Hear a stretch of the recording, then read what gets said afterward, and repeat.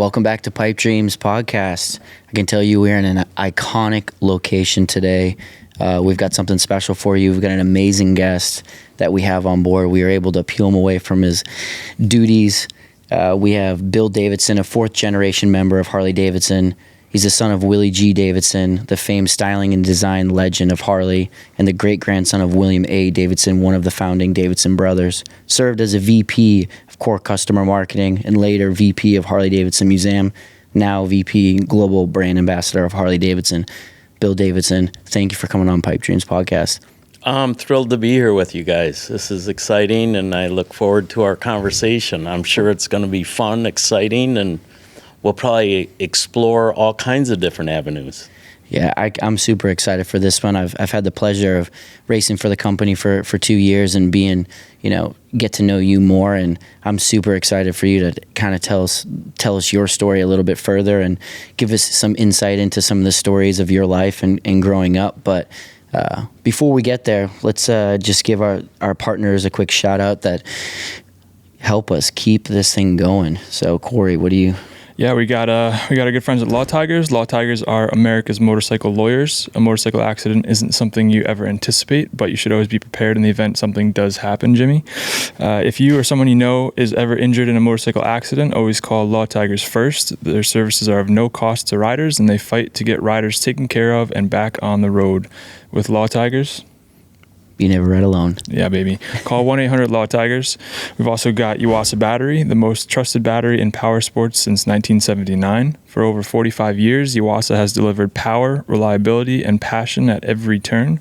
Yuasa supplies power sports batteries to more OEMs and riders than all competitors combined in the US and globally. The reason is simple: premium quality, unmatched reliability, long life, and advanced engineering with years of application expertise. Yuasa Battery, setting the standard for power sports batteries since 1979. Each and every day, it starts with Yuasa.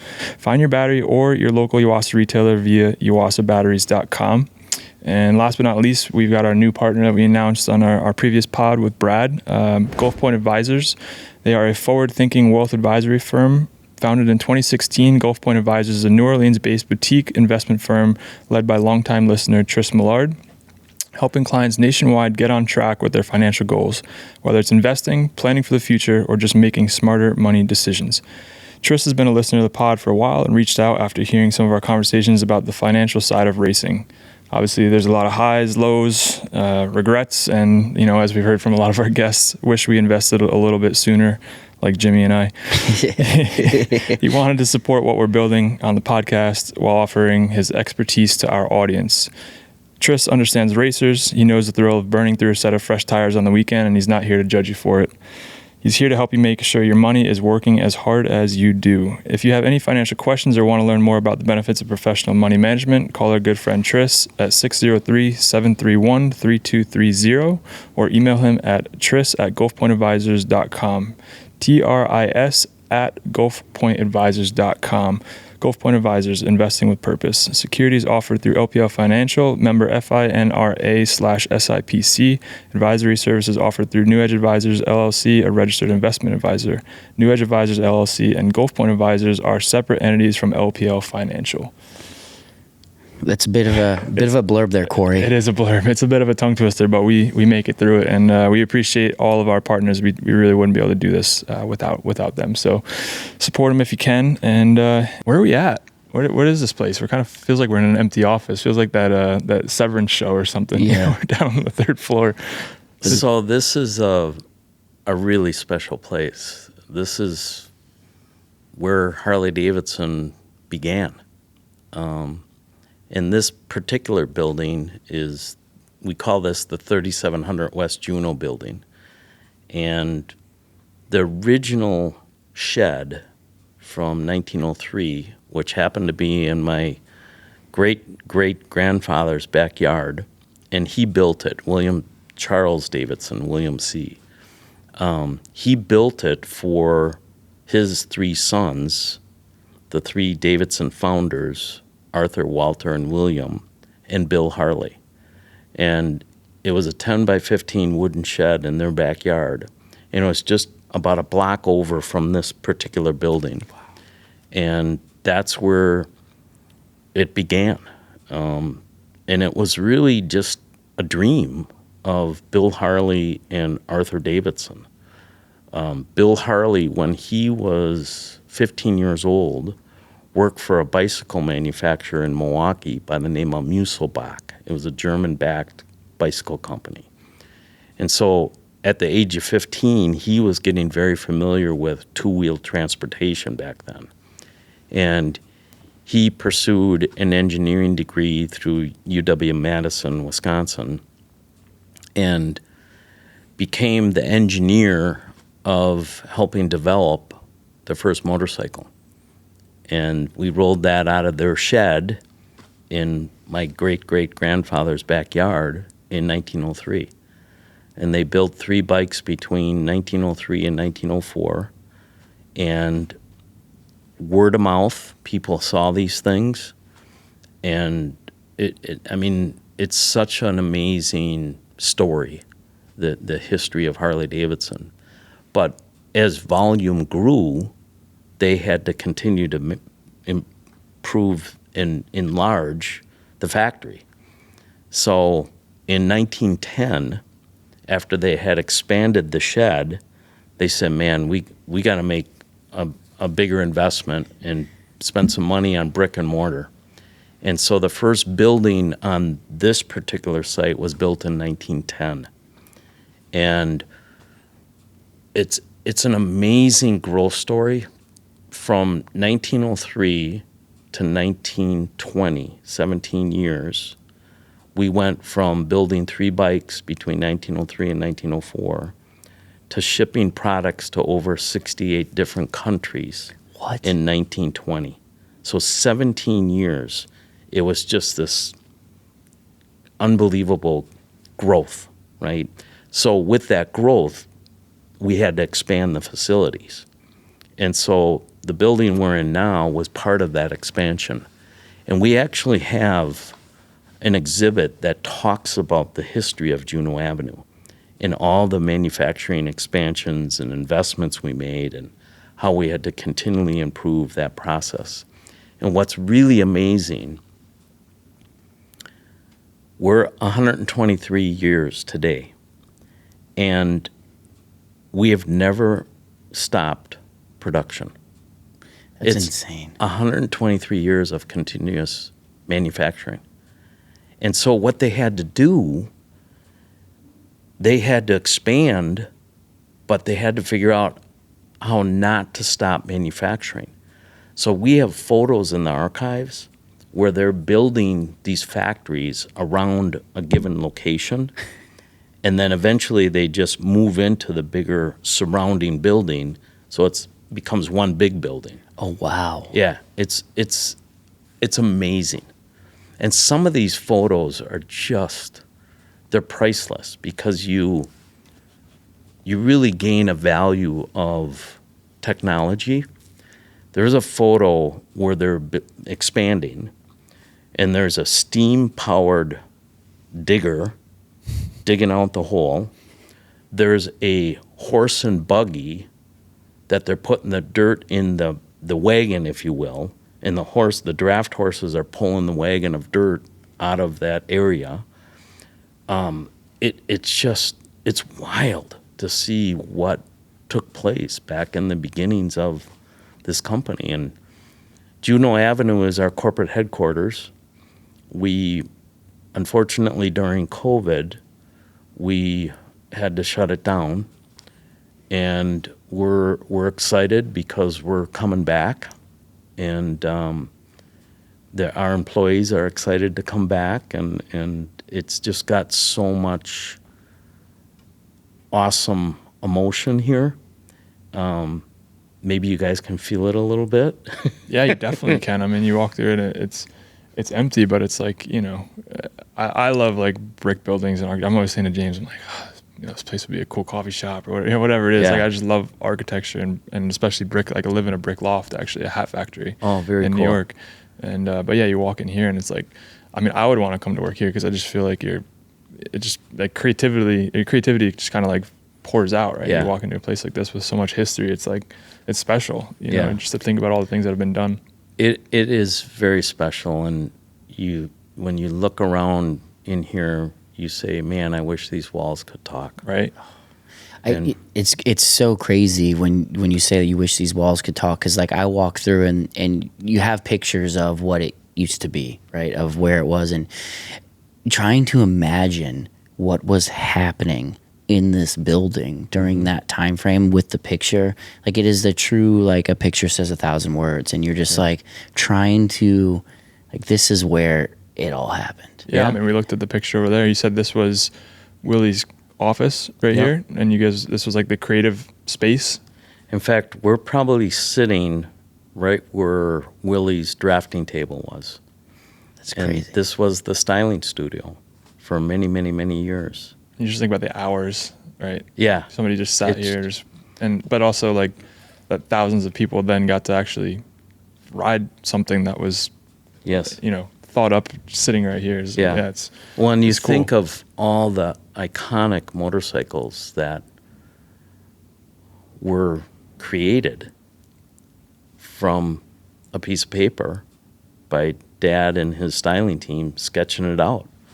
The Fat Boy, the Lowrider, the Sturgis, the Street Glide. I mean, many, many iconic motorcycles were created right where we're sitting when the styling studio was here. And then when we developed the product development center, the Willie G product development center, styling moved out there, because it's very important that styling works right alongside engineering. So we had to expand our whole product development arena. And so when they moved out to that new facility, which is beautiful, styling went out there as well. So, do you ever, in the whole city, Milwaukee as a city is kind of, it's Harley, right? Like, it's a lot of it's in the DNA. Is it, when you walk around, or obviously you come here to Juneau, like, do you actually step back and kind of soak that in, that so much of the city is kind of built around the ethos of this brand, like, and what that, like, I imagine it's got to feel kind of heavy in a way, in a cool way, but it's kind of heavy. Do you ever feel that? It's a great feeling, actually. Harley-Davidson and Milwaukee are synonymous. When I travel around the world and people will say, where are you from? I'll say Milwaukee, and they don't know who I am. And they'll say, oh, Harley-Davidson. So it's really powerful. And I'm really proud of that. And I'm also proud of the surrounding community and how they love Harley-Davidson. I'll never forget some of our famous anniversary rides, especially the 100th anniversary, when we brought in literally tens of thousands of riders from all over the world. And the community of Milwaukee just opened up their arms to all these riders. They were so excited to have people here. And there's many stories. In fact, my dentist... I bet you can't go anywhere, really. Oh, man. He put an ad out that he had a couple of rooms in his house that he was willing to rent. And he rented them to a couple of riders.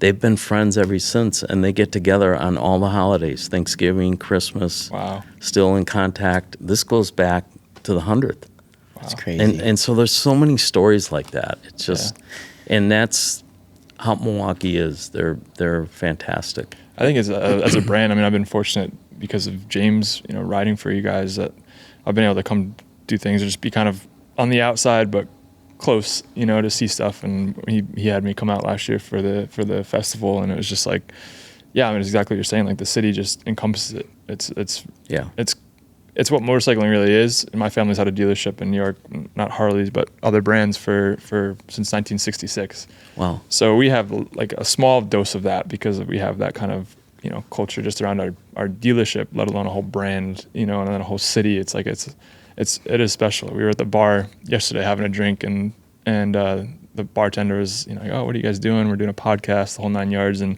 like, oh, my dad used to work for Harley. We used to do XYZ, and he worked on all these projects. And I feel like everywhere you go, that must be a thing. Like, it's like everybody has some direct correlation to the brand. The beauty of our brand is the stories that it creates. And it seems like everybody has a story about something surrounding Harley-Davidson, whether it's a friend, a family member, somebody that just bought a new bike, or somebody met somebody that was involved in working there. It's pretty wild. And, we're 123 years old, which is fantastic. And so you think of all the lineage and the history and the stories that emit from that history. It's powerful. Yeah, and endless. It's endless, and they're great stories. Yeah. I mean, I can tell you, I can feel it, wearing the colors, right? And I just being 2 years, right? Yeah.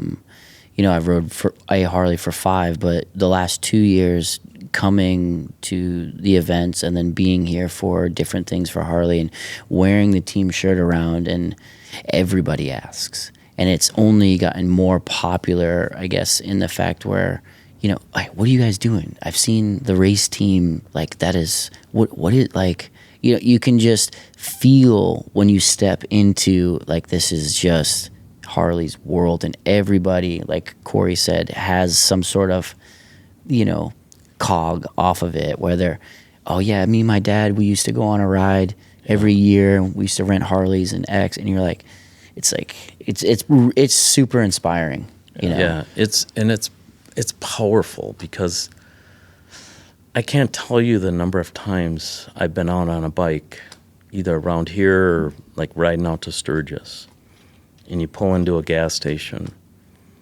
and somebody will come up to you and start reminiscing about their dad, or they used to have a Harley, or, and it's amazing to me. Mm-hmm. It's a common thread that's woven amongst many, many, many people around the world, and it's why our community is such an amazing community, because we attract people from all over the world, from all walks of life, and the common thread is Harley-Davidson, and it's powerful. It's really, the stories are part of our brand, because people don't forget. Yeah. And they love Harley. Yeah, I think motorcycles in general are like a vehicle for an emotional experience. And I don't know, it's been interesting. I don't, maybe you can kind of touch on it too, but I feel like during COVID, people were kind of locked down so much, but motorcycling exploded, right?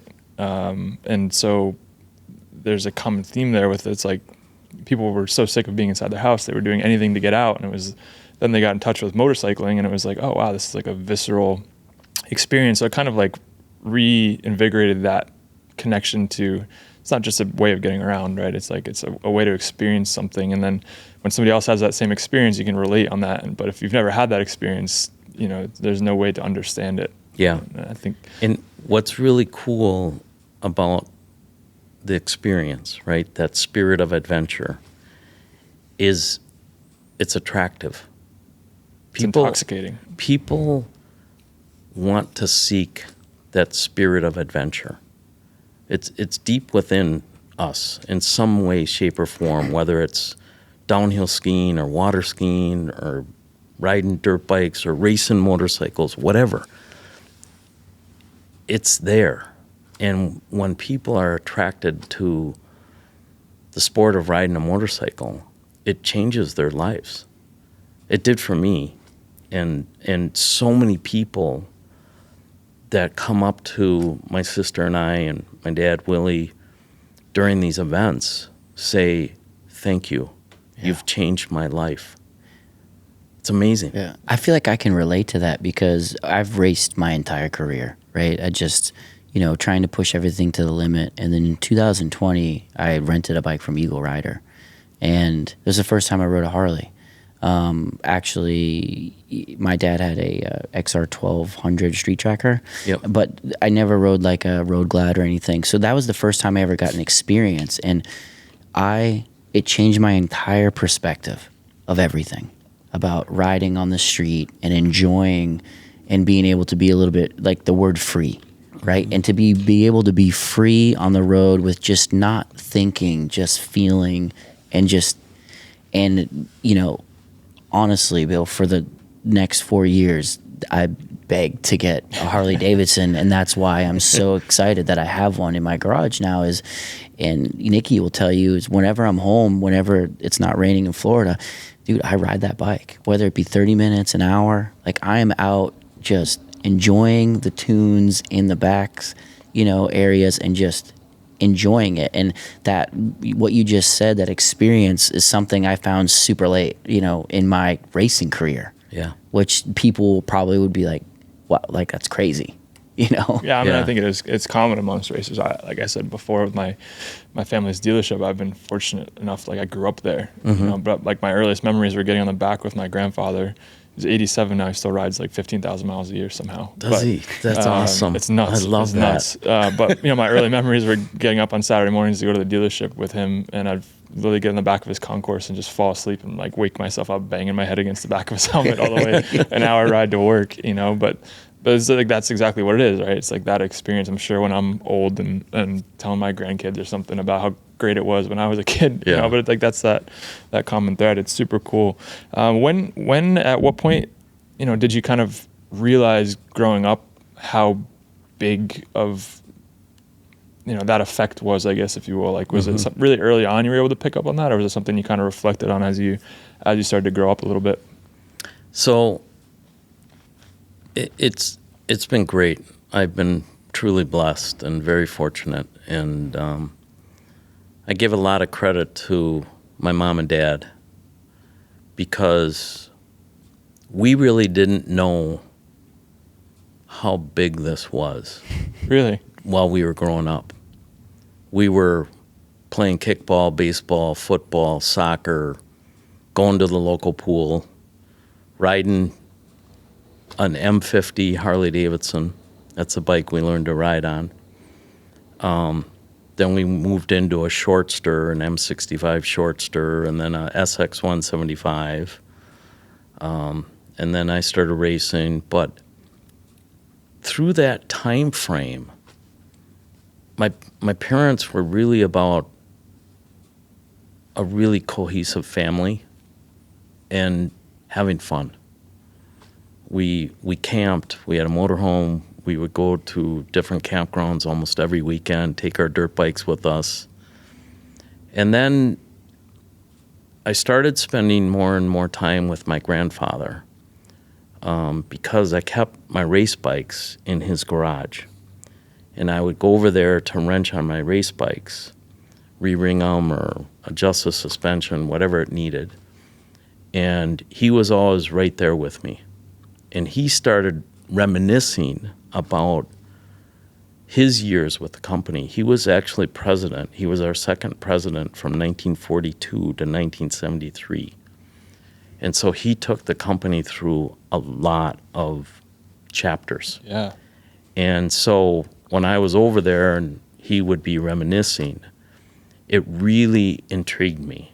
And I started to think about, wow, wouldn't it be cool to join the company one day? And this was during my high school years. And then it was probably when I started thinking about my degree and how I could apply that with Harley-Davidson. And it became, as you grow, you learn more, you mature more. And the business became more and more and more intriguing to me. And I got my degrees, I graduated, and I didn't come to Harley right away. I actually worked at a small engineering company, Perkins Engineering. And in 1984, I applied for a position at the company, and that position was, and a lot of people are surprised to hear that, right? Yeah. But I applied for a position, and it was a position to develop our corporate demo ride program, because we had just introduced the Evolution engine, 1984, and we were coming out of a really bad time. We had just bought the company back from AMF.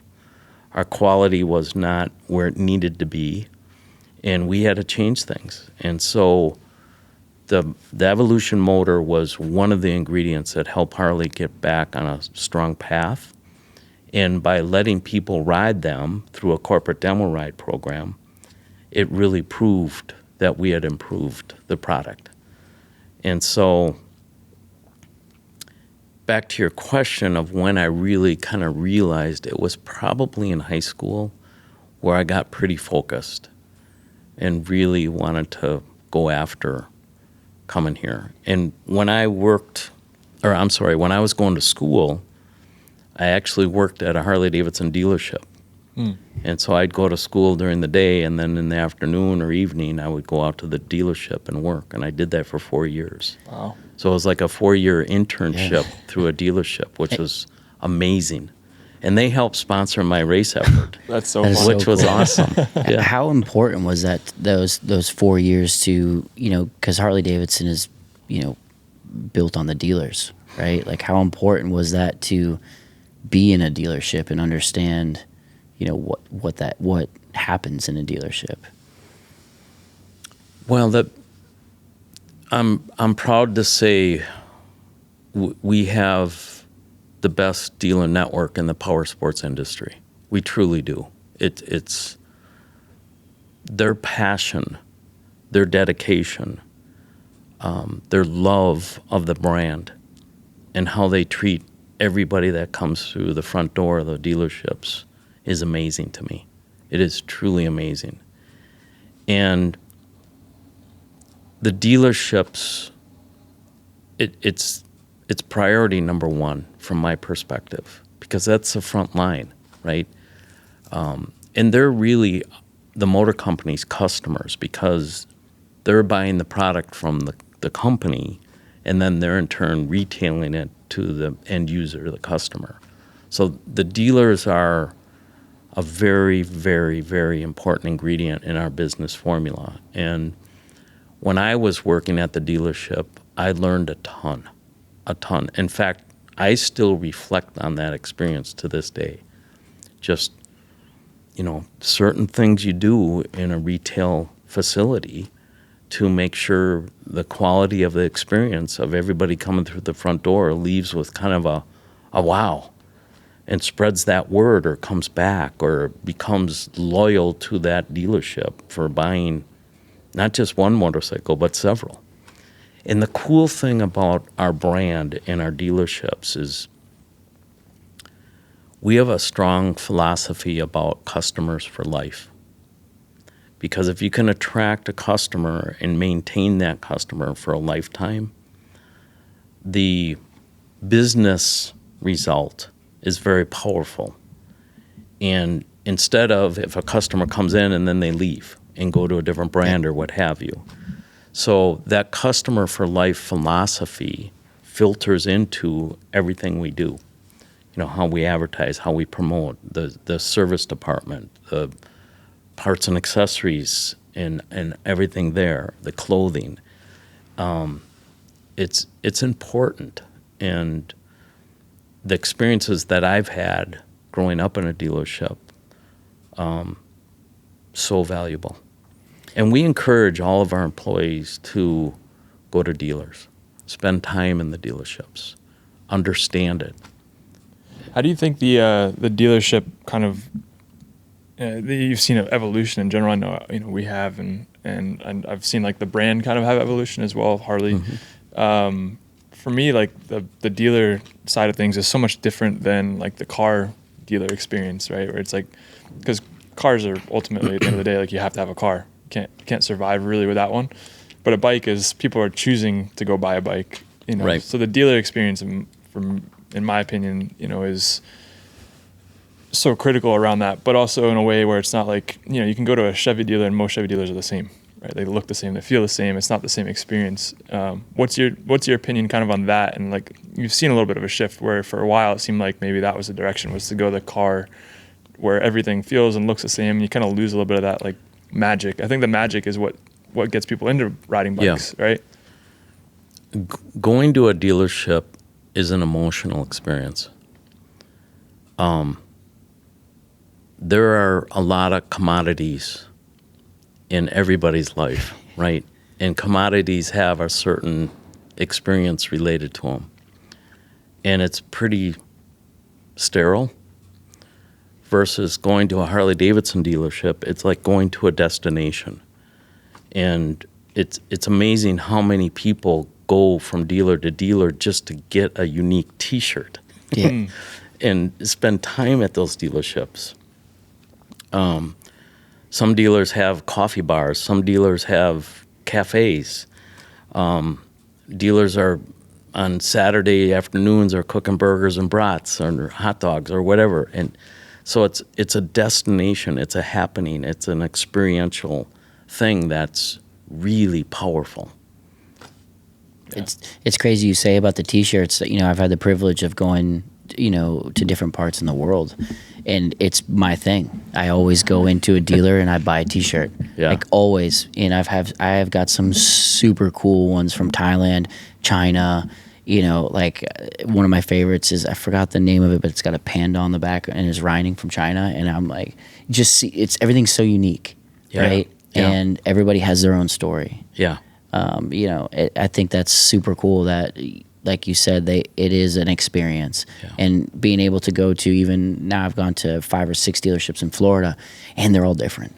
Yeah. They're all different. Yeah. Have to be. You know? You know, the T-shirt, Harley-Davidson T-shirts are famous. And what's happening now, I love some of the things that are related to our brand that are timeless. And T-shirts are timeless. And right now, young adults are crazy after vintage Harley-Davidson T-shirts. And it is crazy. So awesome. And it's exciting for us because that curiosity of a brand that's been around for 123 years it's timeless.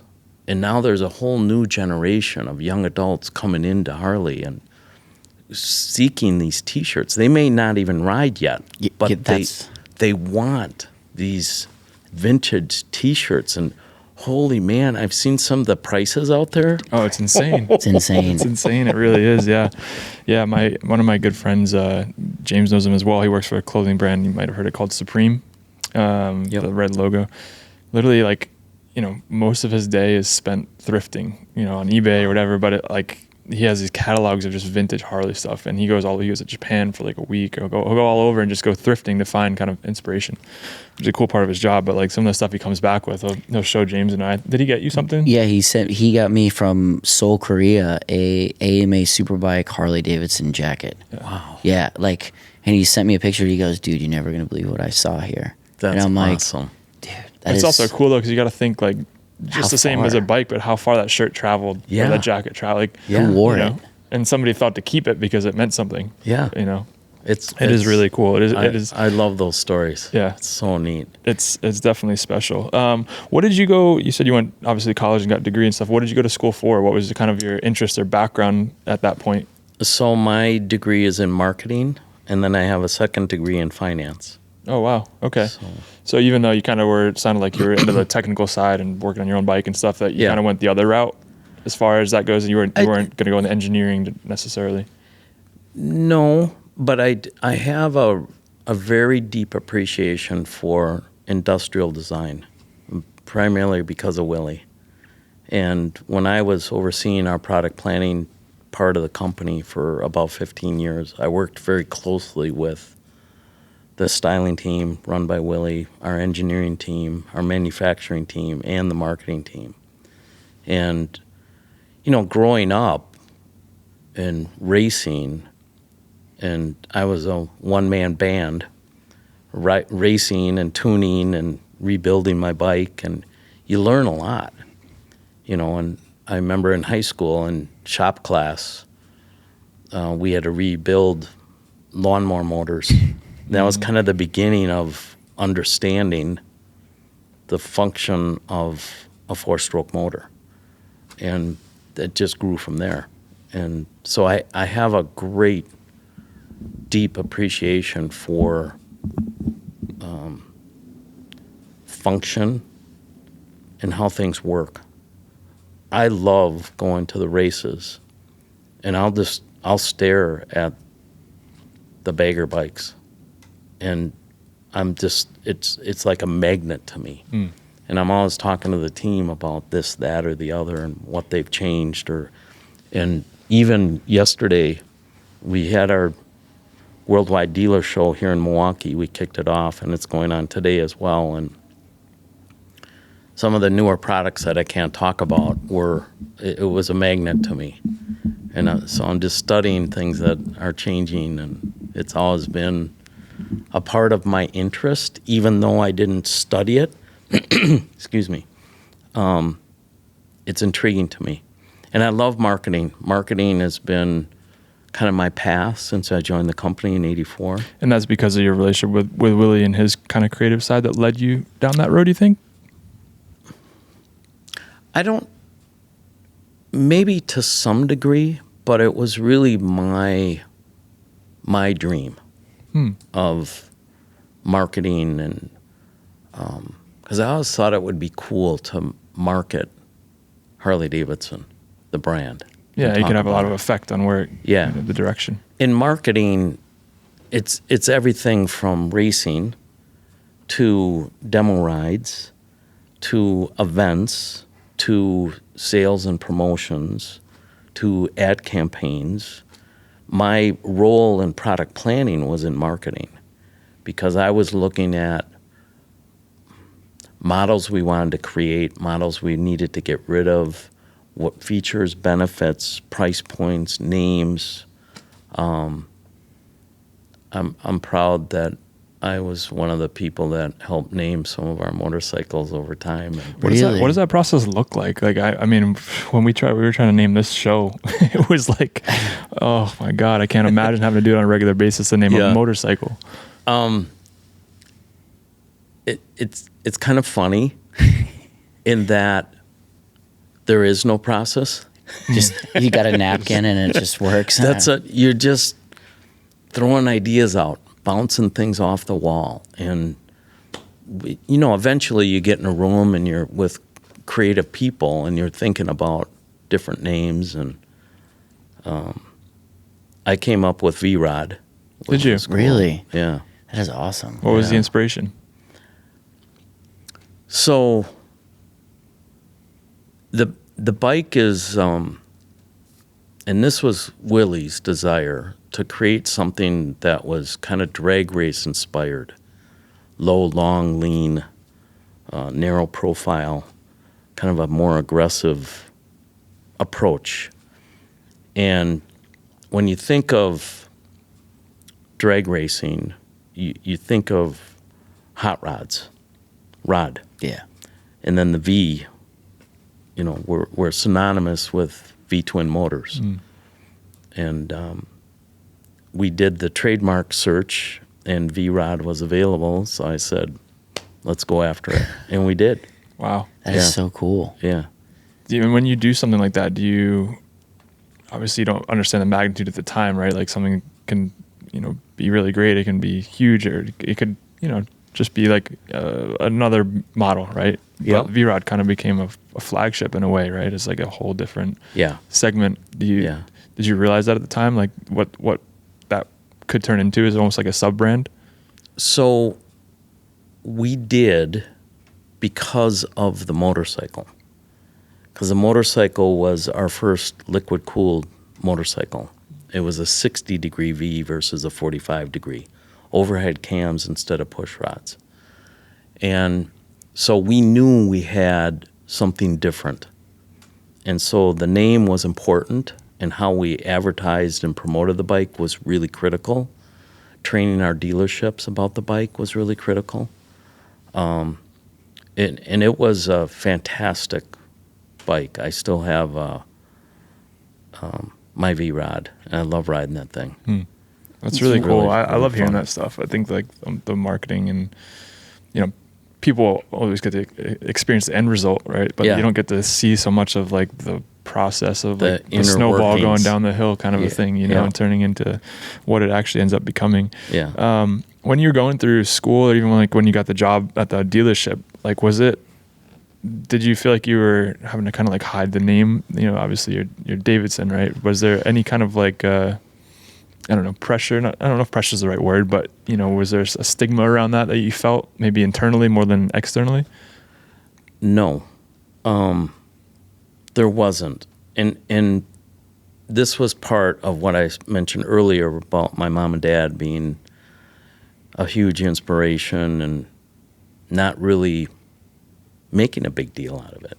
And they told us very early on, pursue your own dreams.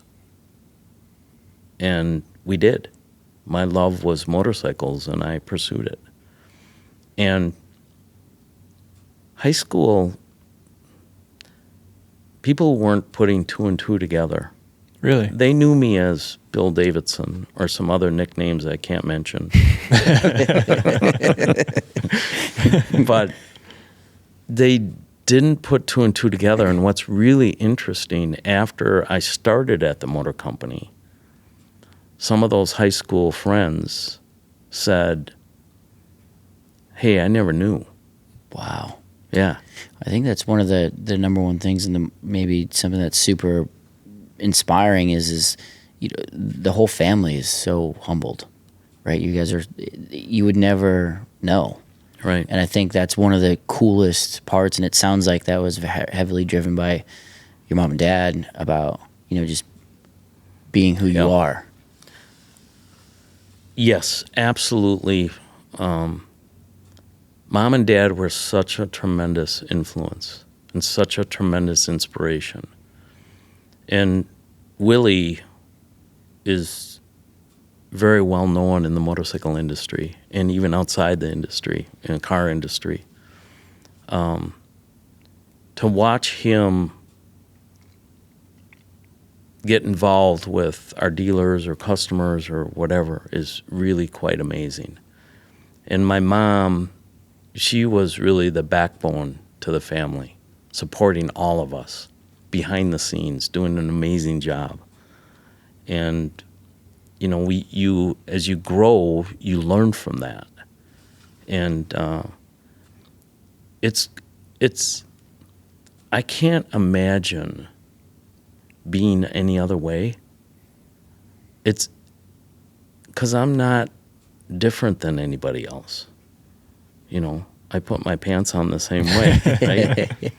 And yeah, we're related to a famous name and a famous company, but we're real people, just like everybody else. And we ride with them. We go to events and we're chatting with them and having fun with them. And it's fun. It's great. I think it's special. I mean, I think it's like a lot of the ethos of the brand, right? Is that like you guys kind of embody the family thing. You're still part of it. Mm-hmm. It's just like the same thing of having a family-owned dealership like the Wymans, right? Like when you walk in there and you know that like Kyle's racing, but it was his grandfather's and his mom is running it, and it's like there's just something.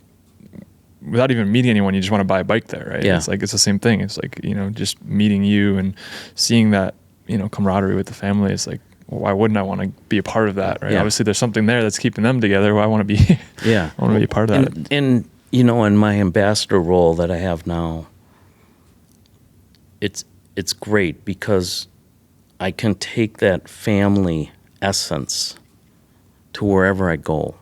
And when you think about our brand, it's synonymous with family. And when I say family, I mean our dealers, our customers, and our employees. That's our family. And I'm very proud to be able to represent that aspect because I'm a blood family, right? Mm-hmm. I truly bleed orange and black. Right. You have no choice. And like all of, and I say I do just because I'm a Davidson, right? But at the same time I say that, I think of our bigger family, and I know they also truly bleed orange and black. You look at the race team, the racers, everybody behind them, the team, it's orange and black through and through. Mm-hmm. And it's loud and proud, and it makes me very proud. Yeah, I love that. I mean, just hearing, I didn't realize you raced motocross and all that kind of stuff growing up, but like just to hear how, how much passion there's for racing, and I mean, just as a whole for all aspects, but racing in particular, because you don't get that a lot. We as racers, we're always like the smallest part of motorcycling, right? Racing at the end of the day. But to kind of see the passion, and we see it at the track. I mean, it's been amazing. We've been sport bike guys since we were kids. Yeah. And then this whole bagger thing and the way that's kind of reshaped the landscape of racing. But like the fans is the coolest part, because they just show up. Yeah, they just show up, and it's our unreal. autograph lines are so long now. Like at New Jersey, Mid Ohio, it is insane to see the people that show up, and what's crazy to me, right, where I am now in my career, is to hear the amount of people now that are like, this is my first race. Yeah. I'm like, it's awesome. Welcome. I'm like, where have you been the last 26 years? Right. And then two, I'm like, this is awesome. Yeah. Like, this is so cool that we're getting so many new people to come to the racetrack and to be able to have either somebody to root for. Yeah. Right? Because that's like one of the coolest things about racing is having a dog in the fight. Right. Absolutely. Right. Yeah, and the experience of it, it's the same thing. It's like we talk a lot about just marketing stuff, and with this, and it's like, with selling sponsorship for the race team, it's like it's an experience at the end of the day, and as everything gets, to your point, kind of like cleansed and very commoditized, and it's experiences are something you can't put a value on. No. And I think that's I think brands are starting to come around to that concept of like, yeah, we can buy Instagram ads, we can do all this stuff, but we can't provide an experience. So how can we do that? And racing is kind of a vehicle for it. And I think getting to see people experiencing it for the first time, even, you get a guy who's 60 years old who shows up for the first time on his Harley the races, and it's like, he's like shell shocked because you didn't even know this world existed. It's a whole new experience. It's really. But I will say that, like, being able to be in the position to had the privilege of being at Saint-Tropez and do the event with Karen, and to be second behind her, she led the parade for 3,500 people. Wow. And to be just there, to witness that, like that, when you start feeling all of that, it's different.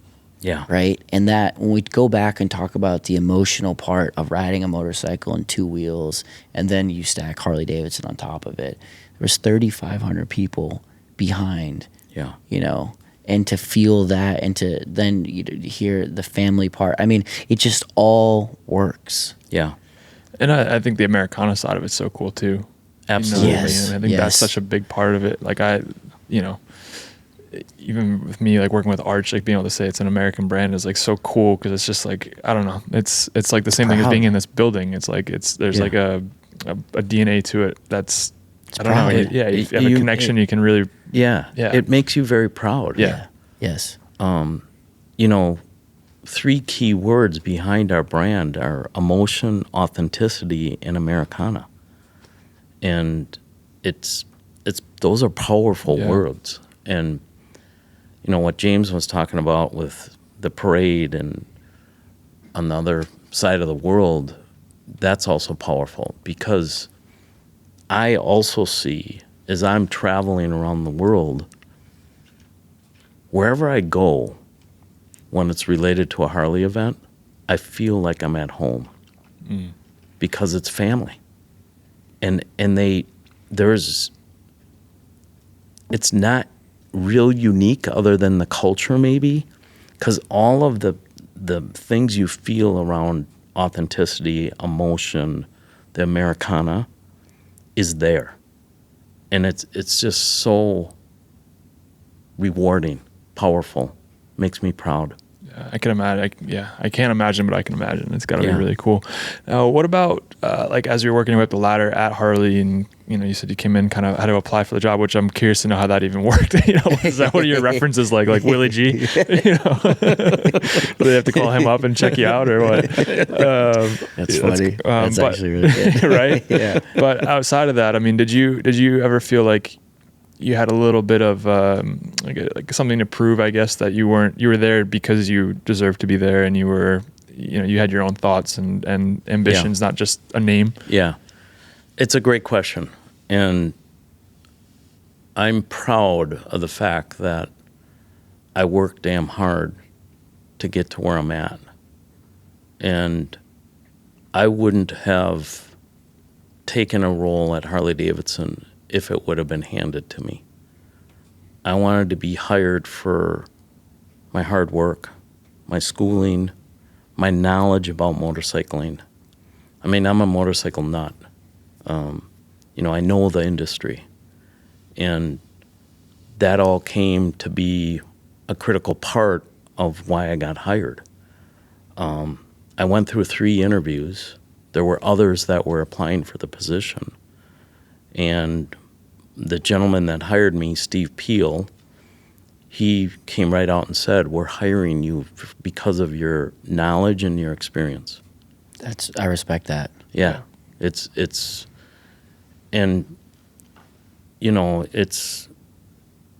important. You never want to feel like you were gifted a job. For sure. It would be different. And again, I'm proud of how I got into the company. Did you feel like you ever had to kind of fight the outside opinion of that people maybe thought that, as far as like you were handed that or gifted that? So that's another great question. So I'm often, when I'm at events and stuff, I'll hear different comments, like, "What's it like working for your dad?" And I'm very proud to spin that and say, it's so awesome to work with my dad. There's a difference. Oh my gosh. Those are the most rewarding years of my career, working alongside my dad, designing products, coming up with new ideas, and talking about different events and going to races. And, we'd make the annual trek down to Springfield for the dirt track, spring and fall, every single year. And so, and oftentimes I have introduced Willie and referred to him as my older brother. That's awesome. Mentor and inspiration and, right?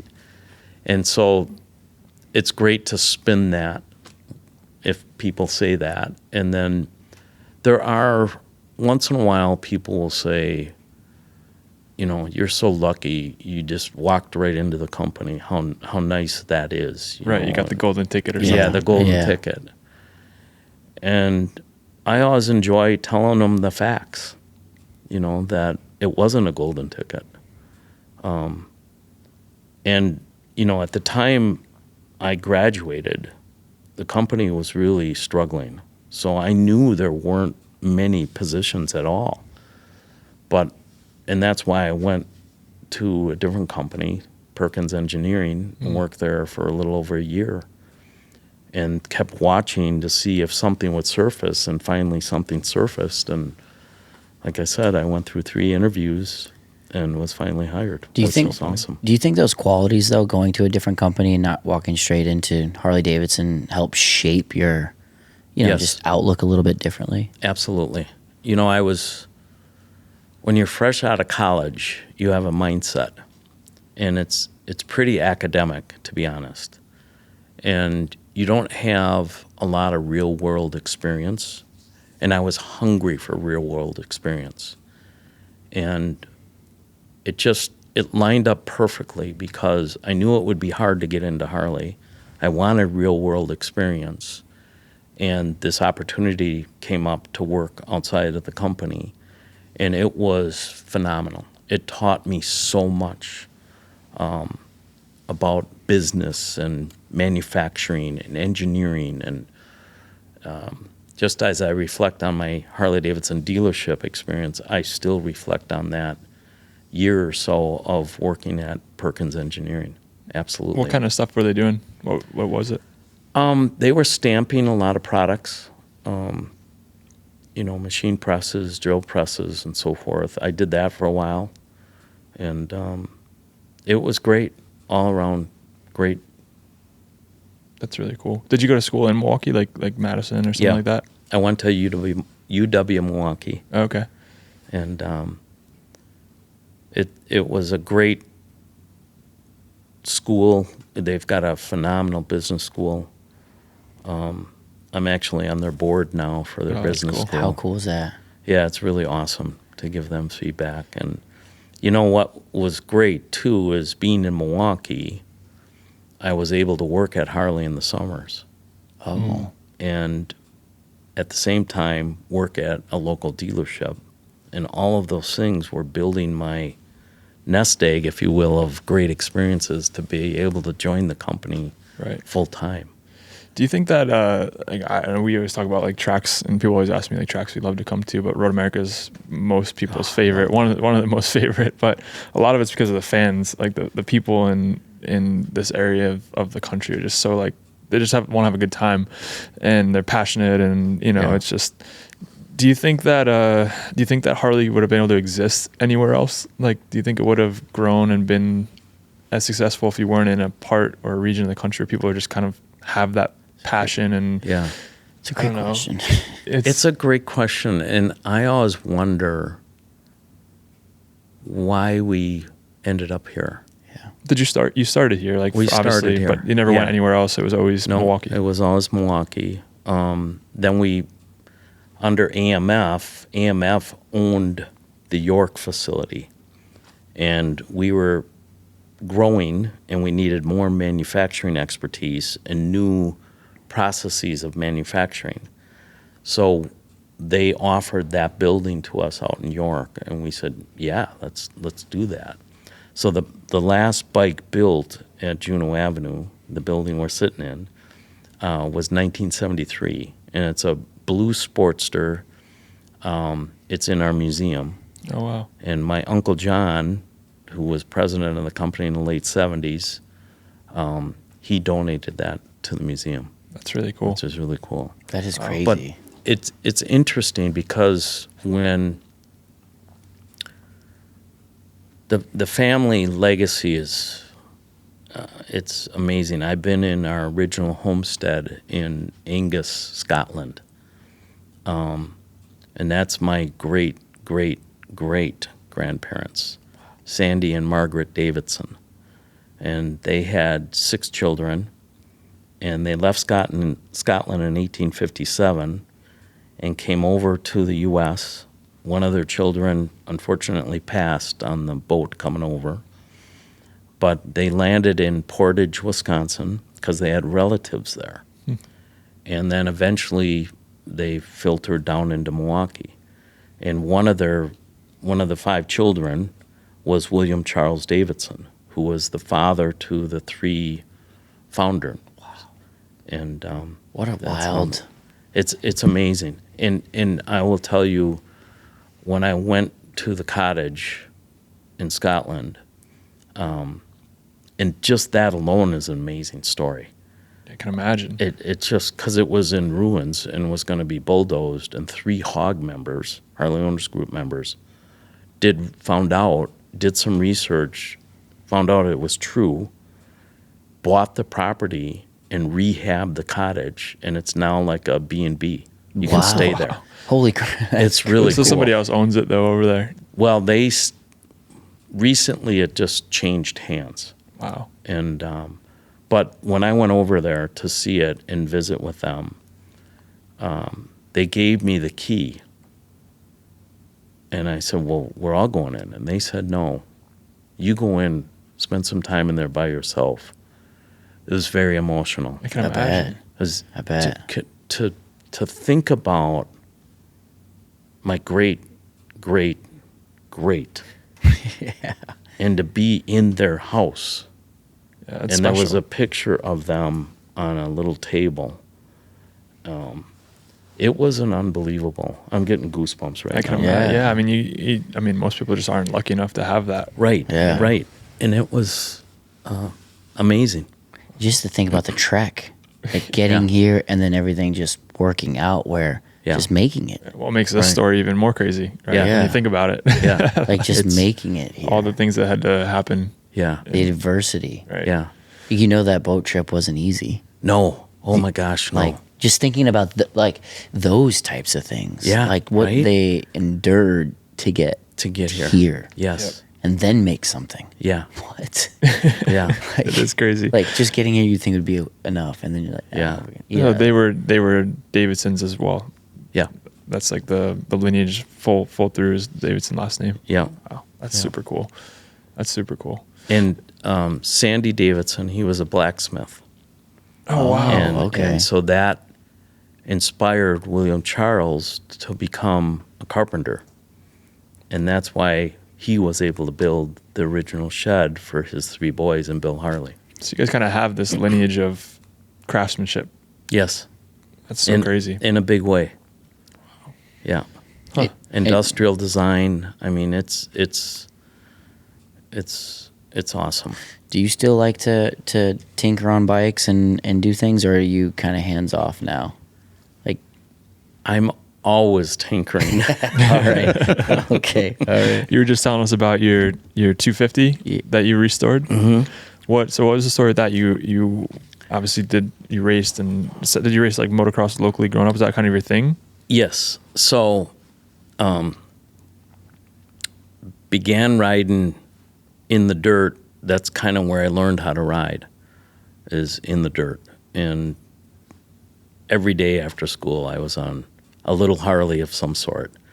Like the bike we learned how to ride on was a Harley-Davidson M50. And Willie gave it a custom design, which was really cool. We ripped the fenders off of it, made it look more like a dirt bike. And as I grew, I got into more sophisticated dirt bikes and started racing motocross probably 76, 77. And so this was quite some time ago. I'm dating myself. But they're years I'll never forget because I had so much fun doing that. And, I was also inspired because the lineage of racing, Willie used to race. My grandfather used to race. Willie did some drag racing. He did some enduros. My grandfather rode, in fact, he did the Jack Pine Gypsies enduro. Really? And got a perfect score in one of his events. Wow. Our first president, Walter Davidson, used to race. So this was all, growing inside of me. And I mean, when we were home, or not even at home, Willie would always take us to a racing event, whether it was a road race, a dirt track, both car and motorcycles. It was a world that we love, and we still love. And so my racing career started, and I was racing a stock Harley-Davidson 250 motocross bike that we introduced in 78. And during that year, we decided to have a factory team. Rex Staten, Don Kadulski, Don Killer Kadulski were a couple of the riders. I didn't even know about this, which is crazy. Man. I know, neither did I. And I actually was in Daytona during Bike Week, up in one of the suites at the Speedway with our CEO from AMF, Rodney Gott, and explaining to him what was going on in the Supercross race. And it was really kind of cool because I'm this young guy sitting there that knew quite a bit about it and explaining to this very important person what was going on. Mm-hmm. And we actually took 4th place, which was really kind of cool at that race. Wow. And that would have been during like the Daytona. Did they have the 200 back then? Yeah, right? Yes. That would have been, yes. So that would have been during that same week, the same setup as it is now? Yep. Same setup, the track, motocross track and the front straightaway. In the infield, yeah. Yeah. And, same. And Bike Week was as much of a thing then too? Bike Week was huge. At that point, it was already, Yeah. That is an amazing happening. Yeah. And in both, what's unique about Daytona and Sturgis is both of those events started with racing events. And then the rally part grew and grew and grew because it was so fun to go to the races, and then people had, met other people, and it just grew and grew and grew. Yeah. Anyway, back to the racing. We had a team for 1 year, and then we disbanded the team. And the guys knew I was racing, and the team came to me and said, hey, would you like to ride one of these factory motocross bikes? And I was kind of blown away because these were all tricked out, handmade swing arms, trick suspension, Simmons forks and Fox shocks, and, you know, all the latest and greatest from that time frame. Certainly things have advanced drastically since then, but at the time it was the latest and greatest. And I said I'd love to, and I raced for about 5 years, had a blast. I raced District 16, District 17, primarily Wisconsin, Illinois, Ohio, Indiana. No Lorettas or anything like that. Did they had no Lorettas, no right? Lorettas. I mean, I don't back know then that was a thing. Like, yeah. I think so, yeah. But what was so amazing, you had back in the day the yellow Suzukis, the green Kawasaki's, the red Hondas, and there were several of them, but one orange Harley, that was mine. Wow. And I was out there with them, battling. That is so And cool. it was really cool. So when I retired from racing, I continued to ride the bike, like in northern Wisconsin, trail riding and so forth. And then finally put the bike to bed and put it in storage. And about 4 years ago, I started thinking, you know, it'd be cool to have that bike on display somewhere. So a very good friend of mine, Lou Gerentzer, from his dad owned Gerentzer Harley-Davidson for many, many, many years. And now Lou runs a motorcycle shop and restores stuff. And I called him and I said, hey, Lou, you know my 250 motocross bike? He goes, yeah. He said, I love that bike. And I said, would you help me restore it? And he said he would. And now it's restored, and it's really a classic motocross bike. I'd be It's starting very it in the cool. morning just to smell a little two-stroke, you Right? know, Little just, bell ray. Yep. Just get you woken up, wake Yeah. up the neighbors. I know, you just seeing that picture though, that it looks so cool. Yeah. Yeah. Like the picture you showed us. So it would have been a 78, that bike? Or, Yeah.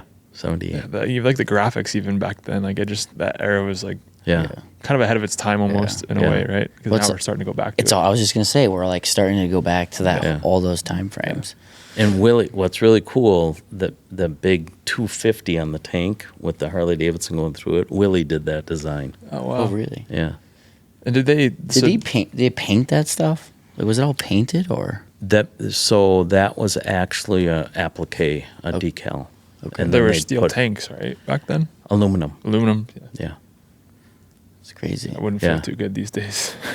No, I mean, but it's the bike is timeless. Yeah. You know, and now they have all the vintage motocross. I've thought twice huge. about Oh. that, but I'm like, no, don't. Send it out to California with the Day in the Dirt, right? Right. With the Troy Lee guys, I think, run that event.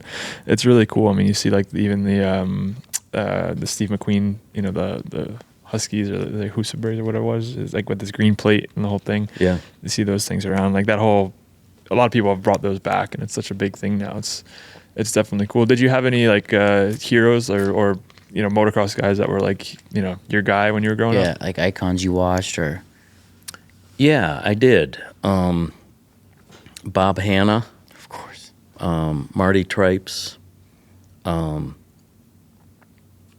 McGrath, Jeremy, Ricky Carmichael. That was a little bit later on and when I was out of it, but had a neat opportunity to meet both of those guys at a Supercross event in Atlanta.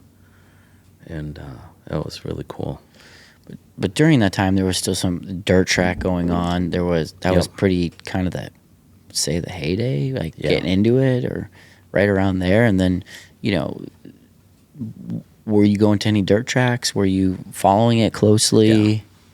So my real heroes were in the realm of dirt track racing. Oh, really? Yeah. Even though you're a motocross guy? Yeah. Yeah. I'll never forget the first dirt track I went to was the Springfield Mile. It's the best raced. I had great credentials, so I was able to go stand inside of corner 1 and stand inside of coming out of corner 3 or out of corner 4. I'll never forget that. On the guardrail? On the guardrail. And to see this pack of Roaring Thunder XR 750s, handlebar to handlebar, inches apart, and I'll never forget the sound. And Scotty Parker was definitely a hero of mine. And you would hear this pack of XRs coming down the front straightaway. And then for a split second, there was one that was full throttle. And it was Scotty. Going in so deep, so hard, and pitching that thing sideways. I'll never forget it. It's such an amazing form of racing. Yeah, especially that era was just so iconic. Oh, and the drafting. The drafting. Oh my gosh, it is. Those are my heroes, dirt track racers. That's really cool. They're. My dad has quite a collection of leathers from Springsteen and Atherton and Parker and Chris Carr and then I actually ran racing for the company for several years, and that was during both dirt track and the VR1000 Superbike program. And so it just grew my love for the sport that much more, and had a really strong connection with Scotty and Kenny Colbreth, Yeah. and Jared Mees, Brian Smith. Those were my guys when I was running the team, and we had a blast. Did you ever get to ride an XR 750? I did. I ran, I think it was one of Scotty's bike Dude. around the Volusia. Yeah. In Florida? That was wow. That was a half mile. Yes. Right? Yeah. Clay. One of the fastest. Yeah. Now I rode it, Yeah. but I didn't ride it. So I was pretty much idling around the track. That's cool. Yeah. I've only ridden an XR one time. Yeah. That was pretty cool. They're crazy. Yeah. It's really, really interesting. How cool would it be to do like a Harley ride day where you just break out all the different Harley racing bikes from ever, the motocross bike and some of the XGs and Well, baggers now. Yeah. I mean, The VR. what would be cool is to kind of line them all up. Yeah. Yeah. And see it all just like in plain sight, the trajectory. Well, you go to the Harley Museum, and Yes. we've got that one room dedicated to racing where we've got the board trackers, and It's so cool. it's really cool. The hill climb bikes, and that's the other thing that is so powerful to Harley-Davidson is racing. We've been racing. We've had a factory team of some sort since 1914. Wow. And even before that, I mentioned Walter Davidson used to race.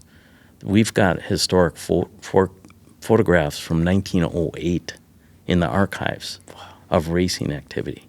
I mean, it's amazing. And it's always been part of our fabric. I think more than people realize, quite honestly, right?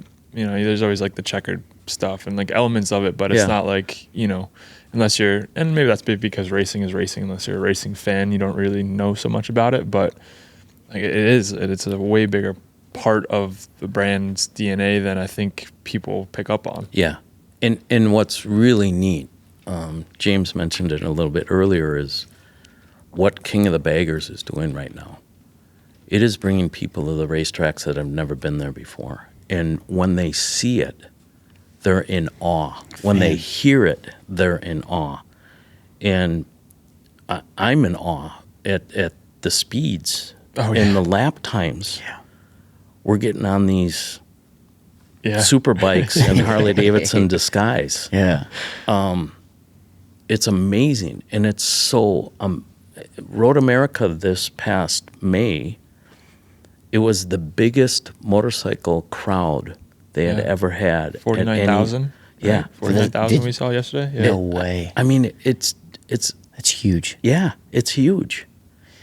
What similarities do you see between King of the Baggers and like the VR 1000 program? Like, as from a racing perspective, like, It's a great question. It's really entirely different yeah, from that time frame yeah, and where we are today. I think one of the biggest differences is the VR 1000 was a bike we didn't produce. It was race specific. A trick motor, trick chassis. We never produced a production bike other than the 50 we had to produce and get them homologated in order to race in the AMA circuit. In King of the Baggers, we sell road glides. And it's a really popular bike. And our sales of road glides and our Screaming Eagle components as a result of this King of the Baggers effort, it's phenomenal. This is the first time you can remember that you've actually seen a real direct result of racing. Because usually it's like a long-term play when you race. Right? Yeah. It's like brand recognition, and you kind of it's like a long game. guerrilla marketing kind of. It takes a little while, and you kind of see the end result maybe five years down the road if you're lucky, right? Yeah. But in this case, it's like So, all forms of our racing since 1914 have been done to really promote the brand. Yeah. Promote the brand, product development. And another key point is to give people a reason to ride.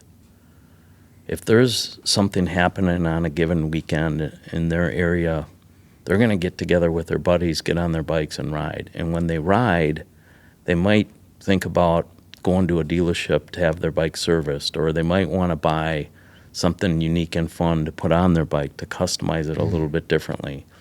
So it's this whole cycle of give our riders a reason to ride. And racing is a huge, huge part of that. And then, of course, there's the brand power behind it and what it does for the brand. And, I think about this year, it's so great to have James as a Super Hooligan champ and Kyle as the King of the Baggers champ. And then we were the manufacturer's champ for dirt track racing. And it's a big year for Harley-Davidson, and we're very proud. And I think as we do more to promote it, more and more people are tuning in and loving it, absolutely loving it. I was going to say, I think that, it's a very interesting way and very cool way of how you said that, like kind of circle of giving the riders, your core audience or your audience a reason to ride. Yeah. Right? Like that's just a different take on the thought of it. And I didn't really kind of grasp that, but that is like exactly what it is. Yeah, right? it's like experience like we talked about before. That is like I love that they get to go ride and then it trickles through everything. Yep. Do you think the relatability factor of it being a road glide is a big part of why maybe it's a little bit different too? Like it's like actually a bike that people are riding. It's not something that they imagine or dream about riding. They actually are going to go ride that same bike home. Well, they can see that road glide on the racetrack. Right. So it's inspiration. And even though the bike on the racetrack is very, very, very, very different, it's still a road glide, and it still provides inspiration. And the other thing it provides is this whole world of performance touring. It's huge. Yeah. One of our most powerful brands we have in our parts and accessories is Screaming Eagle. And we have a whole array of Screaming Eagle components people can put on their road glides or their street glides or their road kings. And so when we're at the track, we're promoting all that stuff, even though they know they can't get to that level. In essence, unless you bought one of the CVO RRs, which is a phenomenal motorcycle that we launched this year and sold out like that. Crazy. Amazing. That was going to be one of my questions is when you saw the CVO RR for the first time. I mean, I had the privilege of riding it pretty immediately when they had it. And I know I've said it so many times, but the DNA of our motorcycle, our race bike, is in that with the swing arm and the way it feels stiffness-wise, the engine perform. I mean, it is, if you raise that thing up to what our heights are, I'm pretty confident I could drag knee pretty quickly on it. Yeah. So what was your first, when you first got to see either, I don't know, a rendering or I don't know how far along you could see it, but like that first bike of just truly inspired from racing? It was a wow. I mean, it was like, I got to have one of those.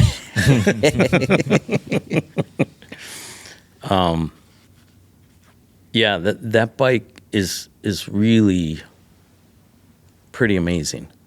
I mean, the handmade swing arm, and and that's, I talked about how motorcycles draw me in. The CVO RR really drew me in. You look at the beauty of that handmade billet aluminum swing arm. That they start with a 40-pound block of aluminum, and they end up with this swing arm it's like sculpture you could put on a wall. Yeah, it's form meets function to the truest. Absolutely. Yeah. A very famous quote from Willie is, "Form follows function, but both report to emotion." Wow. I like that. Yeah. And it's so true. Yeah. Right? It is. You think about any motorcycle, racing bike, production bike, you have to have function, but you also have to have form.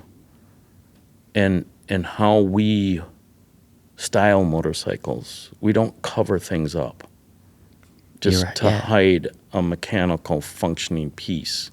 We make that piece look beautiful and expose it. And that's the emotional part, right? It's when you look at a Harley, it's balanced from front to back with proportions and how things relate to one another and what materials we're using and how paint flows from the front fender through the fairing, if there's a fairing on the bike, through the fuel tank, to the side panels, to the rear fender.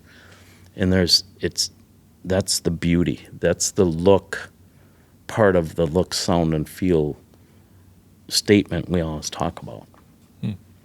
Do you think, did you have any like reservations about the bagger thing when you first maybe heard about the idea of like, we're going to race these things? Were you kind of like, well, that's a risky idea? I didn't. What I thought was, that's really clever, and this will be really interesting. It's a good case study. Right? Yeah. Right? And what I love is, I'll be honest, there were a lot of naysayers. Yeah. Especially outside of the Harley world. They thought, yeah. What? You're going to race a full-blown Harley touring bike? How are you going to do that? What kind of show is that going to be? In 5 years, we've become the talk of the racetrack.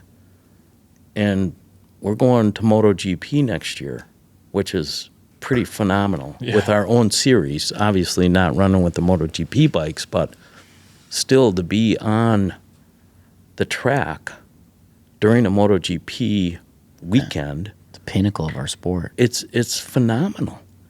And you see the technology and the lap times and the speeds they're running. I mean, it's so awesome. And I love talking to James and Kyle and Bradley about the experience. As I was in Daytona, and I think I was chatting with you. And I just love, how did it feel?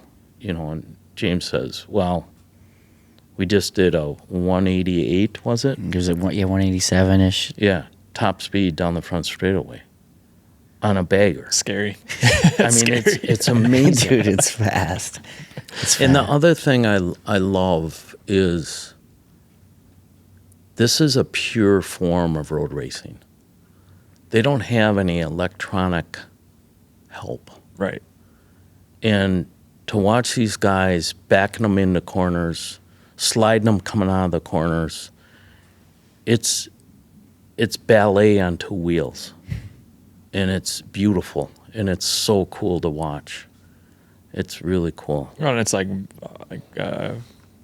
hard to imagine that that's possible, right? It's also like, you're watching at speed. I mean, I go out and watch them when they're out there, and I'm like, the bags are about to touch the ground. And you're like, oh my God, this is hard to watch. It's it's really, really cool. How about the marketing side of it though? Like, I think that I don't know that it would have been as big as it is without how good of a job like Harley's done actually utilizing it. Like, it seems like it was like the perfect storm of having the right people in place already there to really capitalize on it, because otherwise, obviously, if you don't sell anything, you're not going to keep spending money to do it. Right. How much, and you could probably speak to that, how much of the marketing side of it do you think is crucial?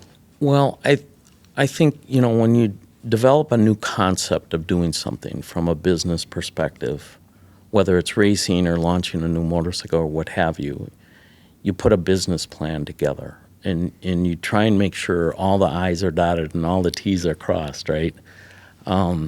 So when we got into this, we had very strong plans. We knew we had to have great marketing, great PR, great social media, getting our dealers involved to bring H.O.G chapters to the racetracks, and that's continuing to grow.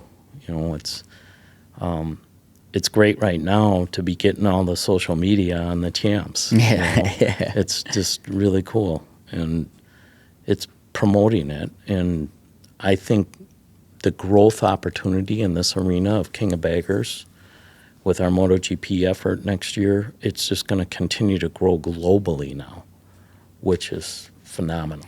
I mean, it's something that's pretty interesting when you say, like, we've always dreamed of manufacturers stepping this far in, right? Like, using it, we've seen other brands over the years, they have their campaigns in this, but dip their toe kind of. But we're seeing, two semis roll up for motorcycles and demos, and at Road America the entire turn 5 was a Harley-Davidson for turn 5, and I mean we're seeing these activations so deep where it's like you guys have really, I don't want to say all in, but you're all in on it, and I think that is something that we've always, as racers, dreamed of. Like, for me personally, I've always wanted to be, getting towed around by a manufacturer of promoting their brand, right? Like, we are ultimately the salespeople of the brand as well. I think,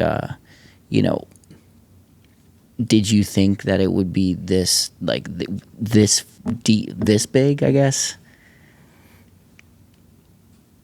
I wasn't really sure where it might go. Yeah. I think the fact that we are all in is huge to its success, right? You could maybe say back in the VR 1000 days, it wasn't a complete all-in effort because it was different. Yeah. And you need that buy-in in order to be completely successful. Yeah, I totally agree.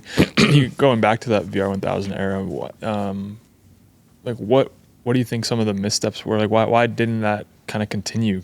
The same thing, I guess, with the Super. You asked the same question about the motocross team, rather. But it's one simple answer: budget. the magic word, right? Yeah. But obviously, you could have said the same thing for the bagger program, right? Obviously, it took some budget but you guys went in all in on it, and it also, but that's how you were able to see the end result of it. Yeah. Do you think the competitiveness of it also is a big part of it? Like, obviously, the VR program was a lot more cumbersome, I imagine. And that era of superbike racing was very expensive and hard to be competitive. Yes. Right? There was more than 2 brands really involved in it. Yeah. You think that had a little bit to do with it as well? Or what were some, like, the hardest parts about that VR project? Because it is, like, it's almost kind of and maybe because it's so long ago now, but it's not something people even, at least of our generation, know about or even hear about, or it's kind of like antiquated at this point. I think the iconic, from that program was Pascal Picat and the iconic split paint. Yep. Like those are the things that I remember of that Yeah.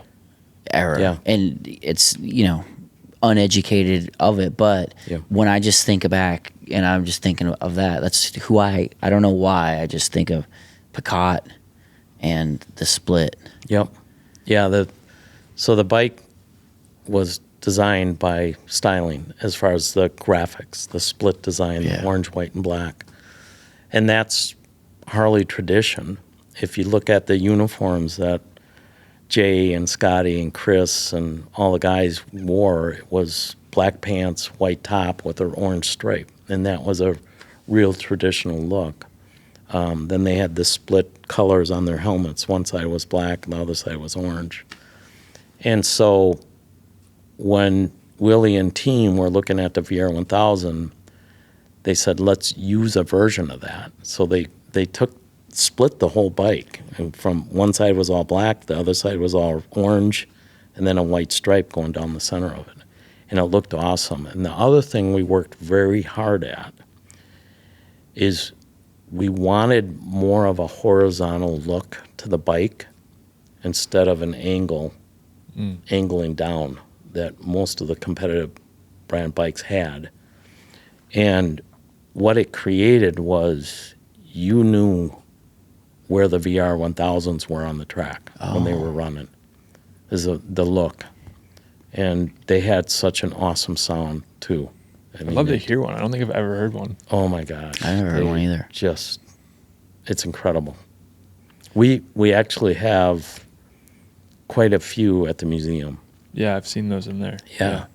I've actually seen a few because you see them pop up on auction every now and again, and they go for a crazy amount of money as well, which is cool. But Really you do see cool. the street bikes pop up every now and again. Yeah. And a year ago, we fired one up. Oh, really? We prepped it and fired it up at a bike night. The super bike or the production bike? The super bike. Oh, wow. Yeah. It was really cool.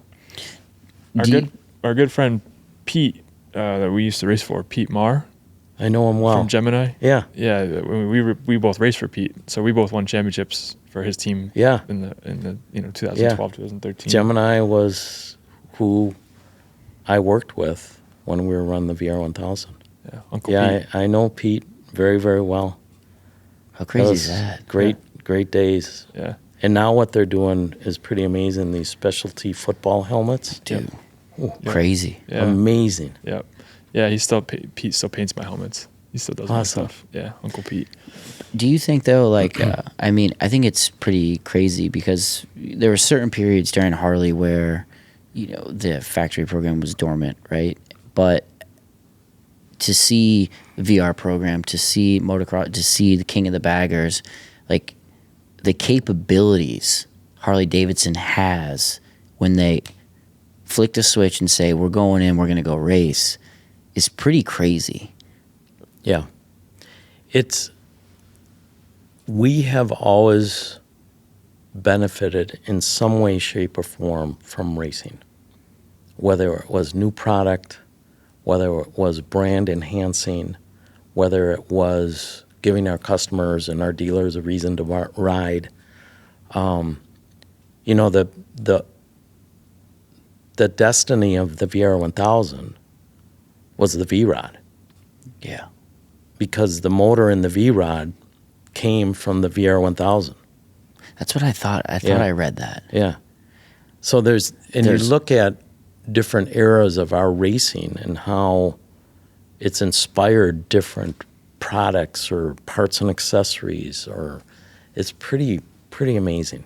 I think if it maybe in a perfect world that you would just never stop racing, right? Like if perfect world, because it always would benefit if there was always if there was always a budget, right? Like you would always benefit from there. But there's it's got to be decisions to be made. How hard is it for you and the family, like knowing your passion for racing over the years? How hard has it been to see some of those programs go away? Like selfishly, right? Because you want to see it. It was hard, but there were strong business reasons behind it, right? So the passion is always going to be there. So that makes it hard.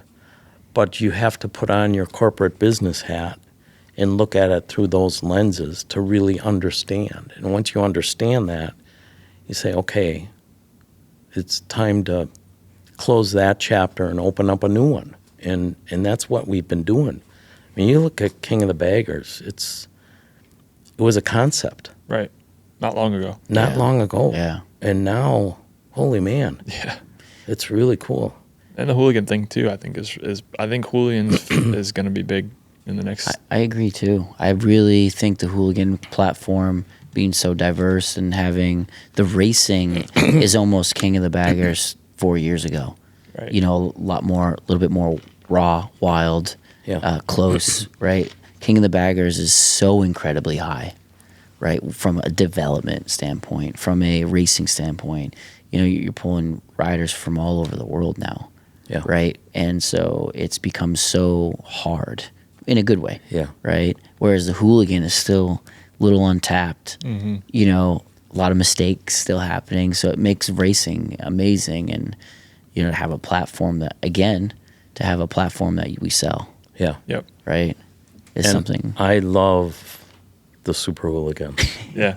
I have a Pan America in my garage, and I love that motorcycle. And the motor is phenomenal. Yes. And to know that these Super Hooligan Pan Americas are, you know, they start out as the Pan Americas that we offer, and they're modifying them. But it's really not a lot of modification. It's minimal. And to see the performance they're getting from a pretty stock motor and some other modifications is just amazing. And what is great is that the class is continuing to grow. And so it's attracting a lot of brands, and it's really exciting. Yeah, I think it keeps the essence of like what racing used to be kind of alive, and hopefully the rules, they'll keep the rules kind of tame so it doesn't go so far like the baggers are. You know, you're not going to get a guy building the bagger in his backyard anymore. Right. It's just not going to happen, you know? Well, it provides for such great, close, competitive racing. Yeah. It was great.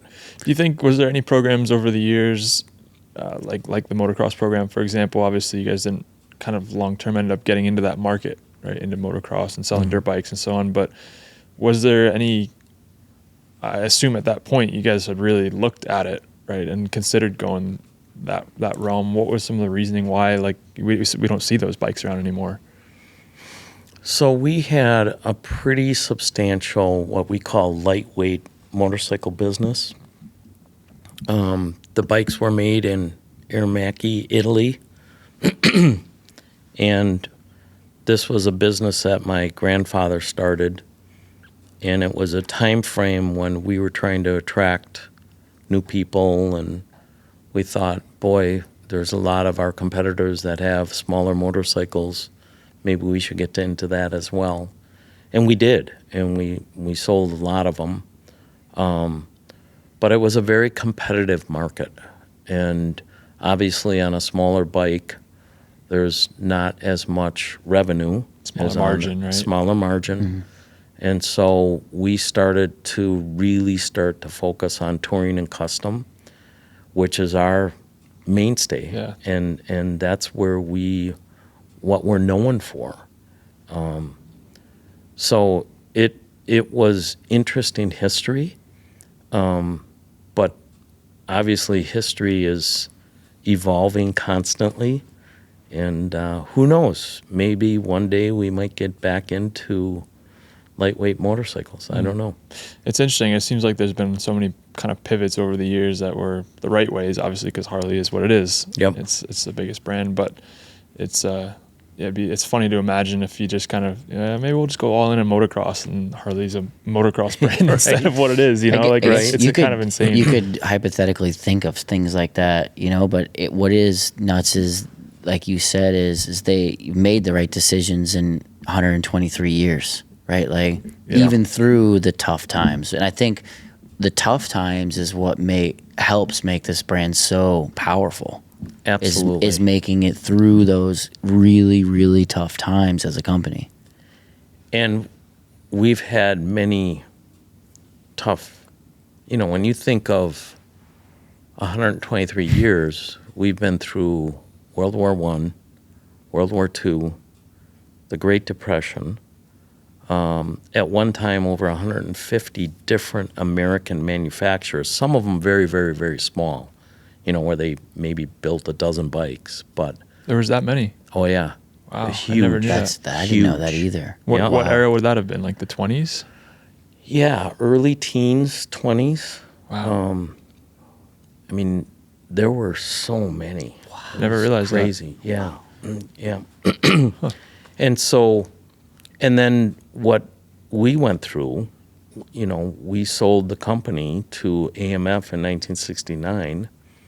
And for all kinds of reasons, things didn't work out the way we really wanted them to. I mean, there were obviously benefits from AMF, but there were some downsides to it as well. And, being within hours of filing for bankruptcy and then digging out of that to a point where we had people waiting for Harleys for up to 2 years. They couldn't find them. Yeah. Wow. Yeah. It's business. Yeah. You're going to face tough things and you're going to face good things, and you work hard to keep the ship aimed in the right direction. And that's what makes this business so fun. You look at your business plan, your business strategy, and what do you think's going to be the next best move? What do you think's going to bring growth to Harley? And I love that part of our business, that planning. I think that was something that we were talking about last night, sitting at table with Kyle and stuff like that. We were like, what in motorcycling, if you not in the next 5, but the next 50 years of motorcycling, what could happen? What do you think could, where, we almost have self-driving cars. We do. Yeah. You know what I mean? And 50 years or, some kind of far, far out, what is motorcycling like? Maybe we'll have a vintage class for super hooligans and king of the baggers. And you guys are going to continue to be champs.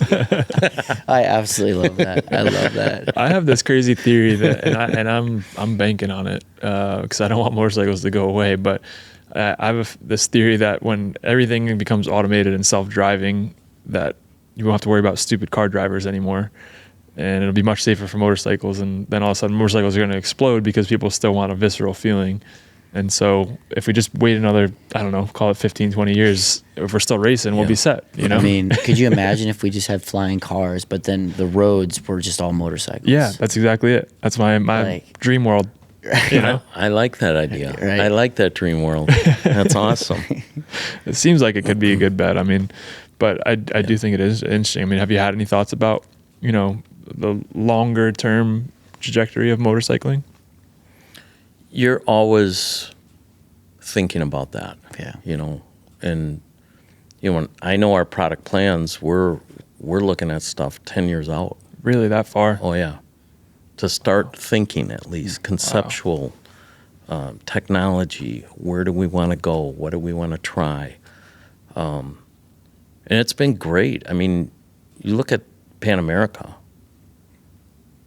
It's a phenomenal motorcycle. And we kind of took the industry by surprise as we produced a hell of a motorcycle. And my friend over in Europe, Pedro, who rides in the endurance races, the African, oh gosh, I wish I knew the name of it. But he's taken primarily, again, a stock Pan America and doing some incredible things. It's crazy, actually, what he's doing on them. Really? Yeah. Yeah. It's pretty impressive. It's really impressive.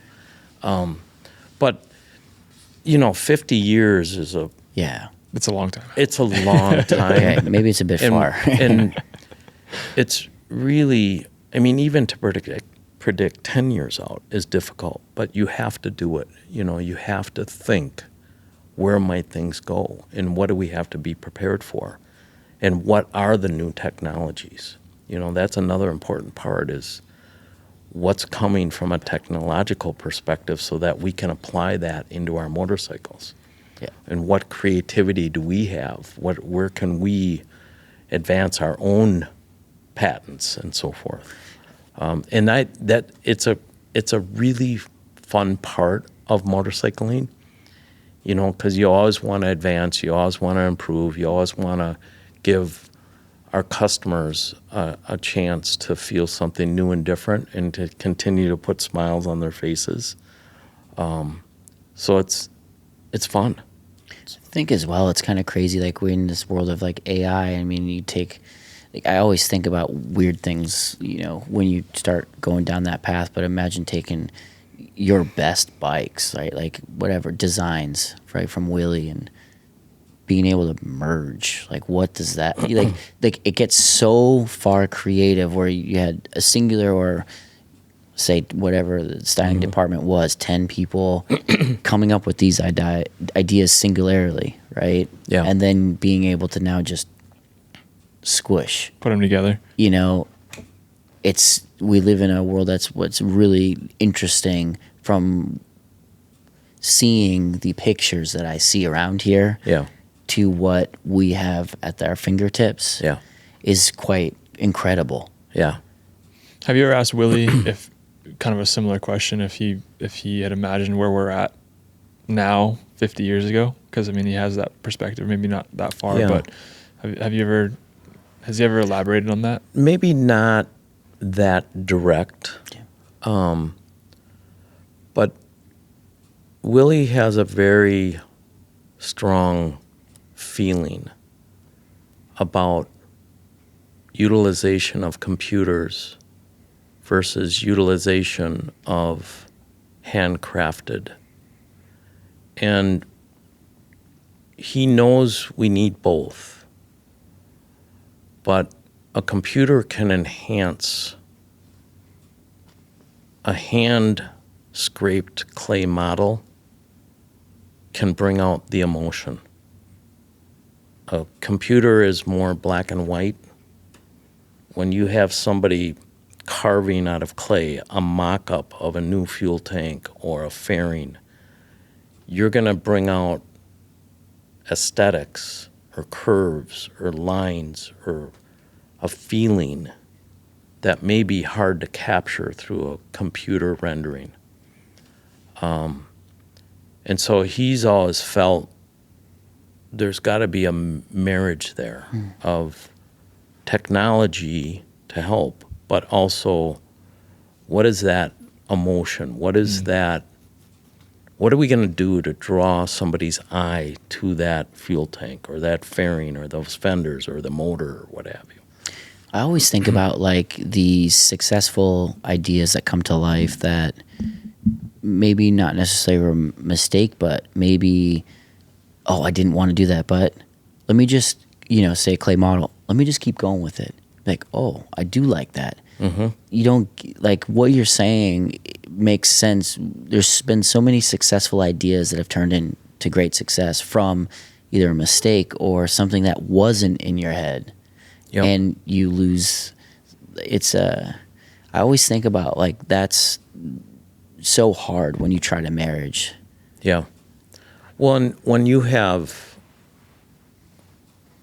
a clay model and you put that in a room around a creative styling team and engineering team, you can make changes in form, and it makes a huge difference. It's fun watching that process. I mean, in the museum right now, we have a couple of clay mock-ups that one was live wire, the little clay models we did for live wire, and then we have the new Batwing fairing, the latest and greatest that we did in clay, but that started with a computer and kind of ran simultaneous, and we actually talk about that process, and it's very intriguing. Many of the car companies are still using clay modeling. Many of them. You have to. It's some stuff you just can't. And You're right. You almost have to, because it's industrial art, right? It's sculpture. The beauty of a car or a motorcycle is something that you want to pull somebody's eyes into and create that initial, I got to have that. Yep. The feeling. Yeah. Yeah. You The can't feeling. get the feeling through Right. through the computer. That's why Yeah. people still show up to a race. It's why Yeah. you still ride a motorcycle. Yeah. You know. It's Talking about the museum, we've dipped around the museum quite a bit. yeah. Right? Something for me has been crazy to walk through the museum. Can you give us a little bit more information? Who started the museum? So that's a great question. And there's some history to that. Not many people know this story, but Willie and I were both invited to go out to York for some business. I can't remember what it exactly was for. And most of our collection was out at York, and it was being stored in barns. And while we were out there, we were asked if we wanted to go see the collection. And we were both like, oh my gosh, yes. So we went to see the collection, and we were saddened because it wasn't being well kept, and they were in barns. And these treasures were they were just falling apart. And this was a collection that started very early on, as we have a motorcycle from every year we've been in production, from 1903 to current. Of each model or just a motorcycle? Of the most significant new models, so Okay. not every single model. Got it. So it was, when we went out there, the collection was fairly significant. So we were really disappointed to see the condition. And on the plane ride back, we talked about a museum.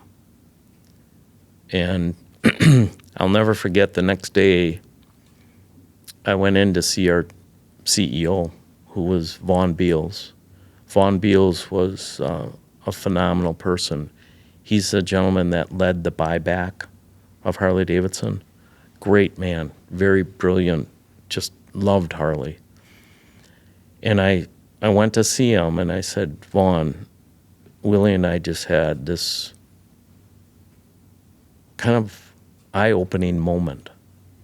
And when you think of our lineage and our history and our heritage, which is so important to the brand, yet we saw these bikes falling apart. I said, Vaughn, we need to think about putting a business strategy together to create a museum.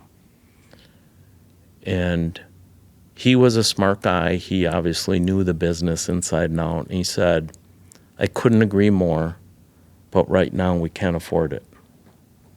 But one day we will have a museum. So years go past. The heydays of the 90s and the phenomenal success of Harley-Davidson generated enough revenue for us to, again, think about creating a museum. And we said, yep, it's time. And we found this location. It used to be the old Department of Public Works for the city of Milwaukee. And we bought the property, we rehabbed the soil and rebuilt the river walk and the river walls. And Scotty Parker showed up on our groundbreaking. He was on I think it was an 883 Sportster, and he had his leathers on, and he's in the dirt cranking sideways doing our groundbreaking instead of the official shovel in the ground. Scotty was part of the groundbreaking for the museum. So cool. And that was in roughly 2006, and we opened the museum in 2008. And it was because we knew we were going to have a museum, we started bringing all of our pieces to Juneau Avenue. And across the street in the 3800 building, we made the fourth floor kind of an archival, humidity, temperature-controlled, fire-controlled, temporary space. And we started rehabbing a lot of these motorcycles. And then eventually we opened the museum and put everything on display and put a lot of things in archives. And it's been a phenomenal... I mean, when you think of the world of Harley-Davidson and everything related to it, the museum is the library of all of that. And so it's a phenomenal resource for engineering, for styling, for clothing, to learn about things and maybe bring things back, that we've done. What I was just listening to you speak over the last almost 2 hours now. Yeah. You're kind of a bit of a historian. A little bit.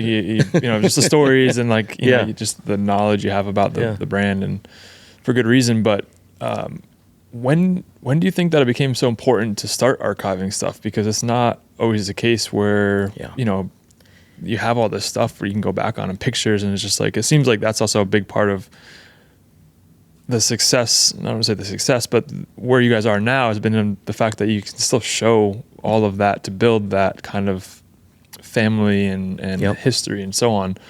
When did that start? Right away. Really? And it's amazing. I'm often asked, do you think the founders knew what they truly created? And what would they think of seeing Harley today? And it's hard to say what their thinking was. And would they ever imagine being Harley what it is today? I think that would be difficult to answer. But what I do know is I think they knew they had created something very, very special.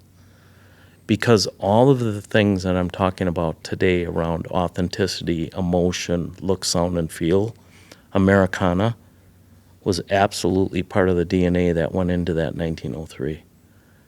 And their passion, the founders kept things, which blows my mind, because when you're in your early 20s, starting a company, and you're putting every penny you have into that,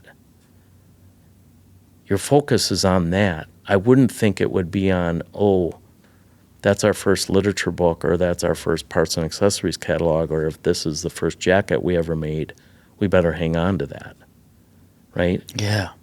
So it is amazing what they kept. I mean, we have records of the first board meeting from 1907. What? We have the first, it's on display in the serial number 1 room. And you can see the founders' signatures in that board book. I mean, and it's amazing. We have a blueprint that Bill Harley did. It's the oldest piece of memorabilia that we have. It's from 1901 of a motor. So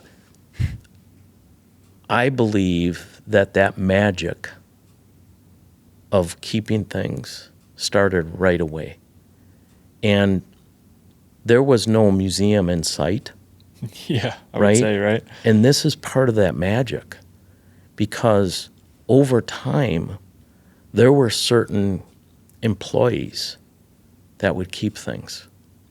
And when we put out an announcement of, hey, we're going to develop a museum, the floodgates were opened. Oh, they brought it all back? They brought it back. Wow. And I mean, literature books, photographs, banners, key engineering components, engineering drawings that people just had saved because they were attached to it, or there was something special, or there was a special story behind it, or what have you. So this all started coming out of the woodwork. And it's truly what has helped make the museum such an amazing attraction for people around the world to come and visit and truly see the history, the 123 history of this great company. I mean, that's one of the things I get when I've traveled now to Asia 3 times is everybody talks about the museum, and I want to see the museum. I want to come and like check a destination. It out. Yes. Yeah. Like it's crazy to hear. Like I didn't realize how big Harley-Davidson, stupidly enough, didn't realize how big it is until I went there. Like halfway across the world, and it is so powerful. Yeah. You know, that's where I really grasped the magnitude of all of this. Yeah. And I think it is pretty amazing. Yeah. And the other thing that's really neat about the museum, when I took over the museum, I don't know, 15 years or so ago, and I say take it over. I was VP of the museum, but I worked with a phenomenal team of employees down there, and they were really the ones that created this success for me. And I loved it. It was my passion. And I said, are we gathering any details from customers coming through our front doors? And we hadn't been. And I said, we should think about that, because we really want to know where people are coming from. Do they ride? Do they don't ride? Why are they here? And so we started doing some customer surveying.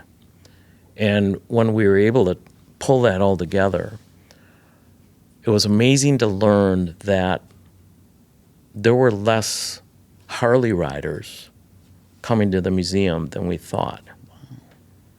And a lot of riders come to the museum. About 40% of our door swings are riders, but there's 60% that are coming there that don't ride. Wow.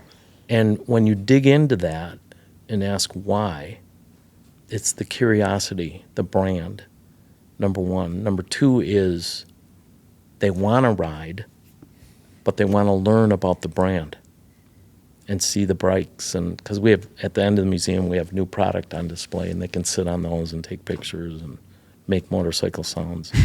Yeah.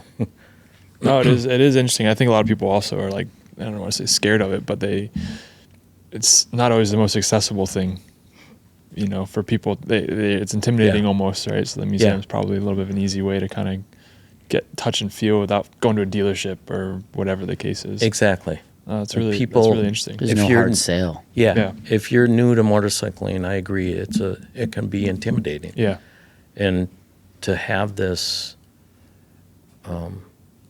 unbelievable training facility, if you will. Then we have a couple of jump starts, so they can take a museum tour, sit on the new product, learn the history, learn the brand, learn all the experiential things that we do around Sturgis, Daytona, H.O.G events, and then they can actually get on these jump starts, which are basically 2 dynos, where the bikes are stationary. It's completely safe, and they get on and we fire them up, and they can go through the gears and feel them, and it's awesome. I didn't know that. Yeah. I didn't know that was a thing. That's really, I feel like that would be a first gateway drug to getting people hooked onto it. Right. It's such an amazing... You don't have to ride it, just start it up. Yeah. Jumpstart is an amazing tool. Yeah. We have young people that want to learn how to ride getting on these jump starts. And then we have elderly that have said, this is something that I have wanted to do my entire life, but I never had the opportunity to do it. And they get on Jumpstart. We've had grandmas, grandpas crying. No way. Smiling, riding on these Jumpstarts. It's really cool. It's really a neat tool. That is super cool. Do you find yourself, kind of going back to the whole history, like keeping stuff, do you find yourself as kind of a hoarder of things? Do you have that kind of gene? I know I do. I get it from my grandfather and my whole family are a little bit like that. But it's like when you have all these, like I can't imagine all the clothing Harley has now, right? Like every year is a new collection and there's thousands of pieces. But like, I could see it being very hard to let go of certain things every year, and you kind of all of a sudden your closet's overflowing, or parts or bikes or whatever. Yes. Do you feel like do you struggle with that? Does your wife get mad at you ever? I do struggle with that a little bit, but I try and manage it the best I can. Yeah. I have a nice collection of motorcycles and memorabilia, and I love it, but it's not on shelves, it's on display.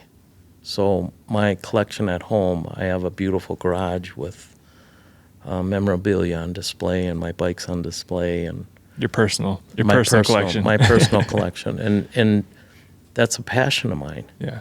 I've got a ton of race stuff that I've got. I've got one of Pascal's Picats VR1000s. Oh, wow. At home? At home. Like in the library or something? Or It's in my special motorcycle garage. in the garage, yeah. Yeah. I always wanted to put a bike in the house. I mean, Yeah. I get yelled at if I put the mountain bike inside the house, let alone Yeah. a motorcycle, but I want one behind the couch so in bad. the Davidson family, that's kind of the norm, bikes in the house. Yeah. Yeah. Yeah. Oh yeah. Seen. Yeah. Why is it? I've seen. I've had the privilege to see. Really? You guys have Yeah. bikes in the houses? Oh, We do. yeah. We do. But again, my dad, myself, it's art. Yeah. I agree. Totally. It's a sculpture, Yeah. right? And so it's no different for us than putting a painting on the wall. You put a bike next to the wall and I you'll tell my light it. fiance that all the time, but she doesn't want to hear it. Even my trophies. She tells me I get to have only the select few of first place trophies, and that's it. The rest got to go somewhere else. Yeah. I mean, when you think about it, though, like you've had somebody put together that motorcycle, whether it be on a production or whatever, but somebody's heart and soul has touched this. Yeah. Right. And every single one is unique. Yeah. Like when you think about it. And Yeah. Well, and you guys are designing them to be art. Yeah. I mean, that is, it's kind of, you keep saying the industrial art thing, which Yeah. I don't think people pick up on enough. You know what I Yeah. mean? That's kind of where the basis, the foundation of this stuff is it's art. It is. And when you think of designing a motorcycle versus designing a car, both can be beautiful. And I have an appreciation for both. But everything on a motorcycle, everything is visible. Mm-hmm. And you think about that and relate it to the statement my dad talked about, form follows function, but both report to emotion. And next time you look at a Harley-Davidson, think about that formula, because it's so true. It's amazing. The emotional part of that design, and everything is visible, and how it flows and the proportions and all that stuff. Do you have a favorite? It's a tough one. That's a question. tough one. That's a tough one. That might have been question, off and the limits in the question Yeah, box. that's, I don't know. Well, favorite design. I mean, you don't have to no, say that's favorite bike. So I'm not getting in trouble over here. No, you're not getting in trouble at all. I'm asked that frequently, and it's a really simple answer.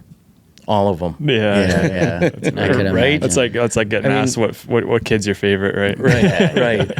And when you're in the world of motorcycling, and when you're a family member, your passion just and your love affair with the brand, mine hasn't slowed down. It just keeps getting bigger and bigger and bigger.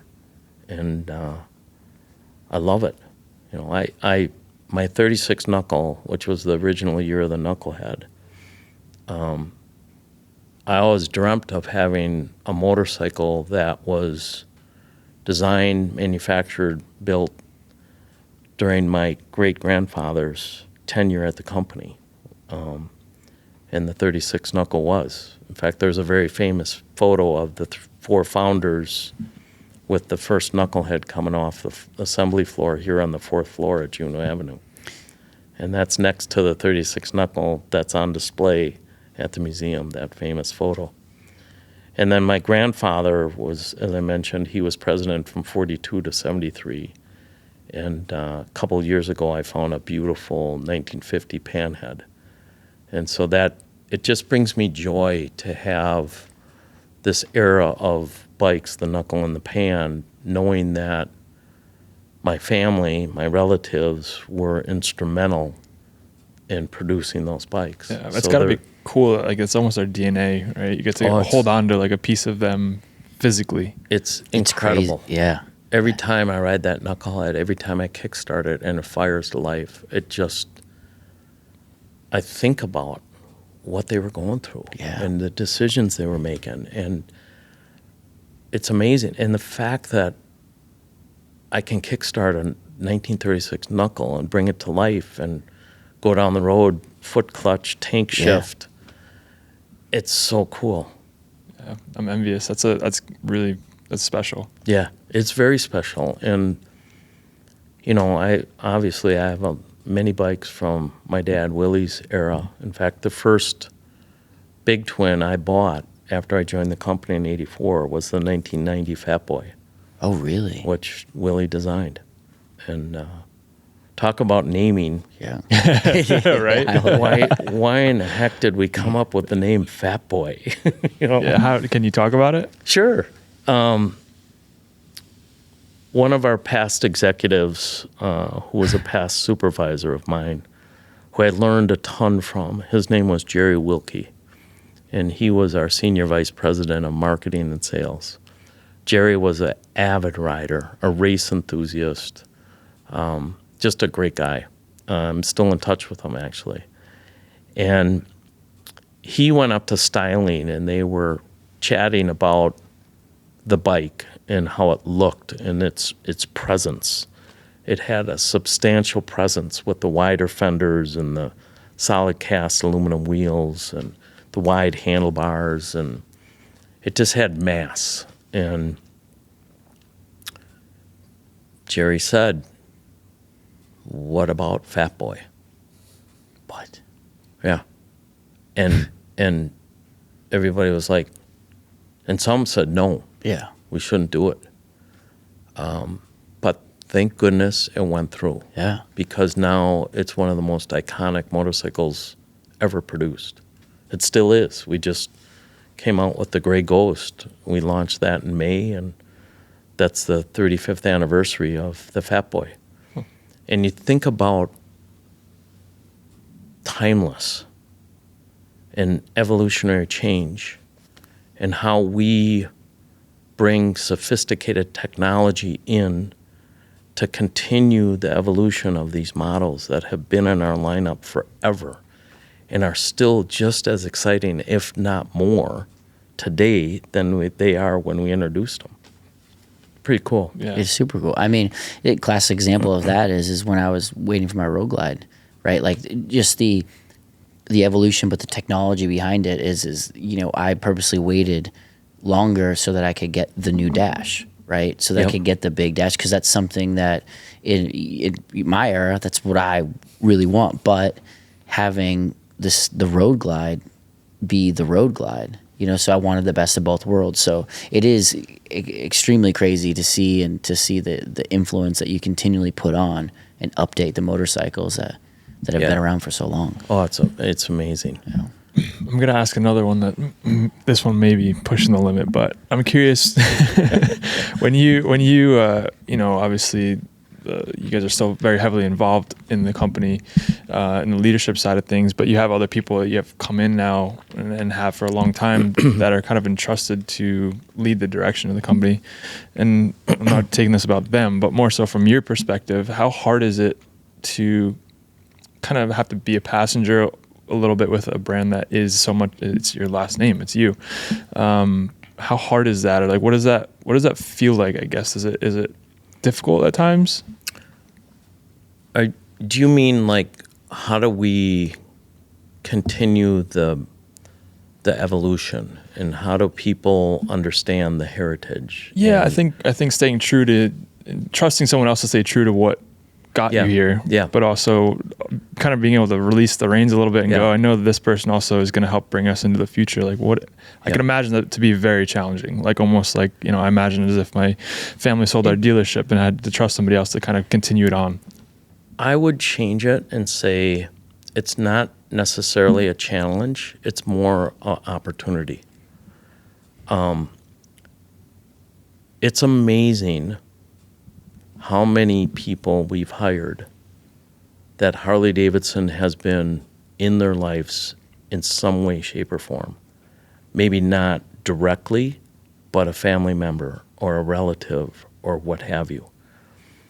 And typically, some of the special essence of the brand is already felt because we're a powerful brand. We're one of the top brands in the world.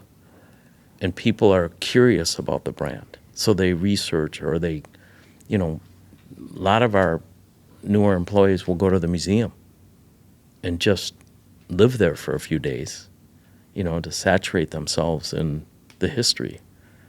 And then there's the family of employees, right? We're locked arm in arm. And so when somebody joins the company, we welcome them to the family. And we're the custodians of the brand. And we share, and we talk, and we discuss, and answer questions. And it's a really powerful part of how we bring people in and bring them along, if you will. And then you bring them to a race, or you bring them to Daytona or Sturgis, or you tell them to go visit dealerships.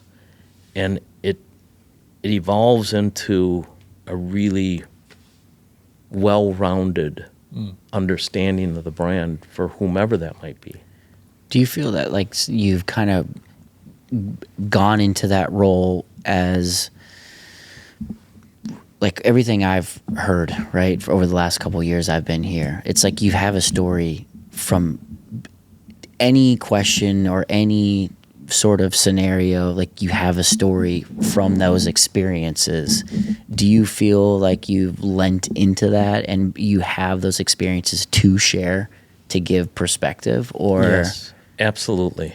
Absolutely. And it's something I truly love because I feel like I am sharing our heritage. And I want people to think about that. There's so many special ingredients that make us unique and authentic. And if I can share a story from our past or even currently with somebody that may not know that or understand it, it becomes a really powerful ingredient. Just the other day, I had the opportunity to speak to all of our employees working the dealer show that's happening right now.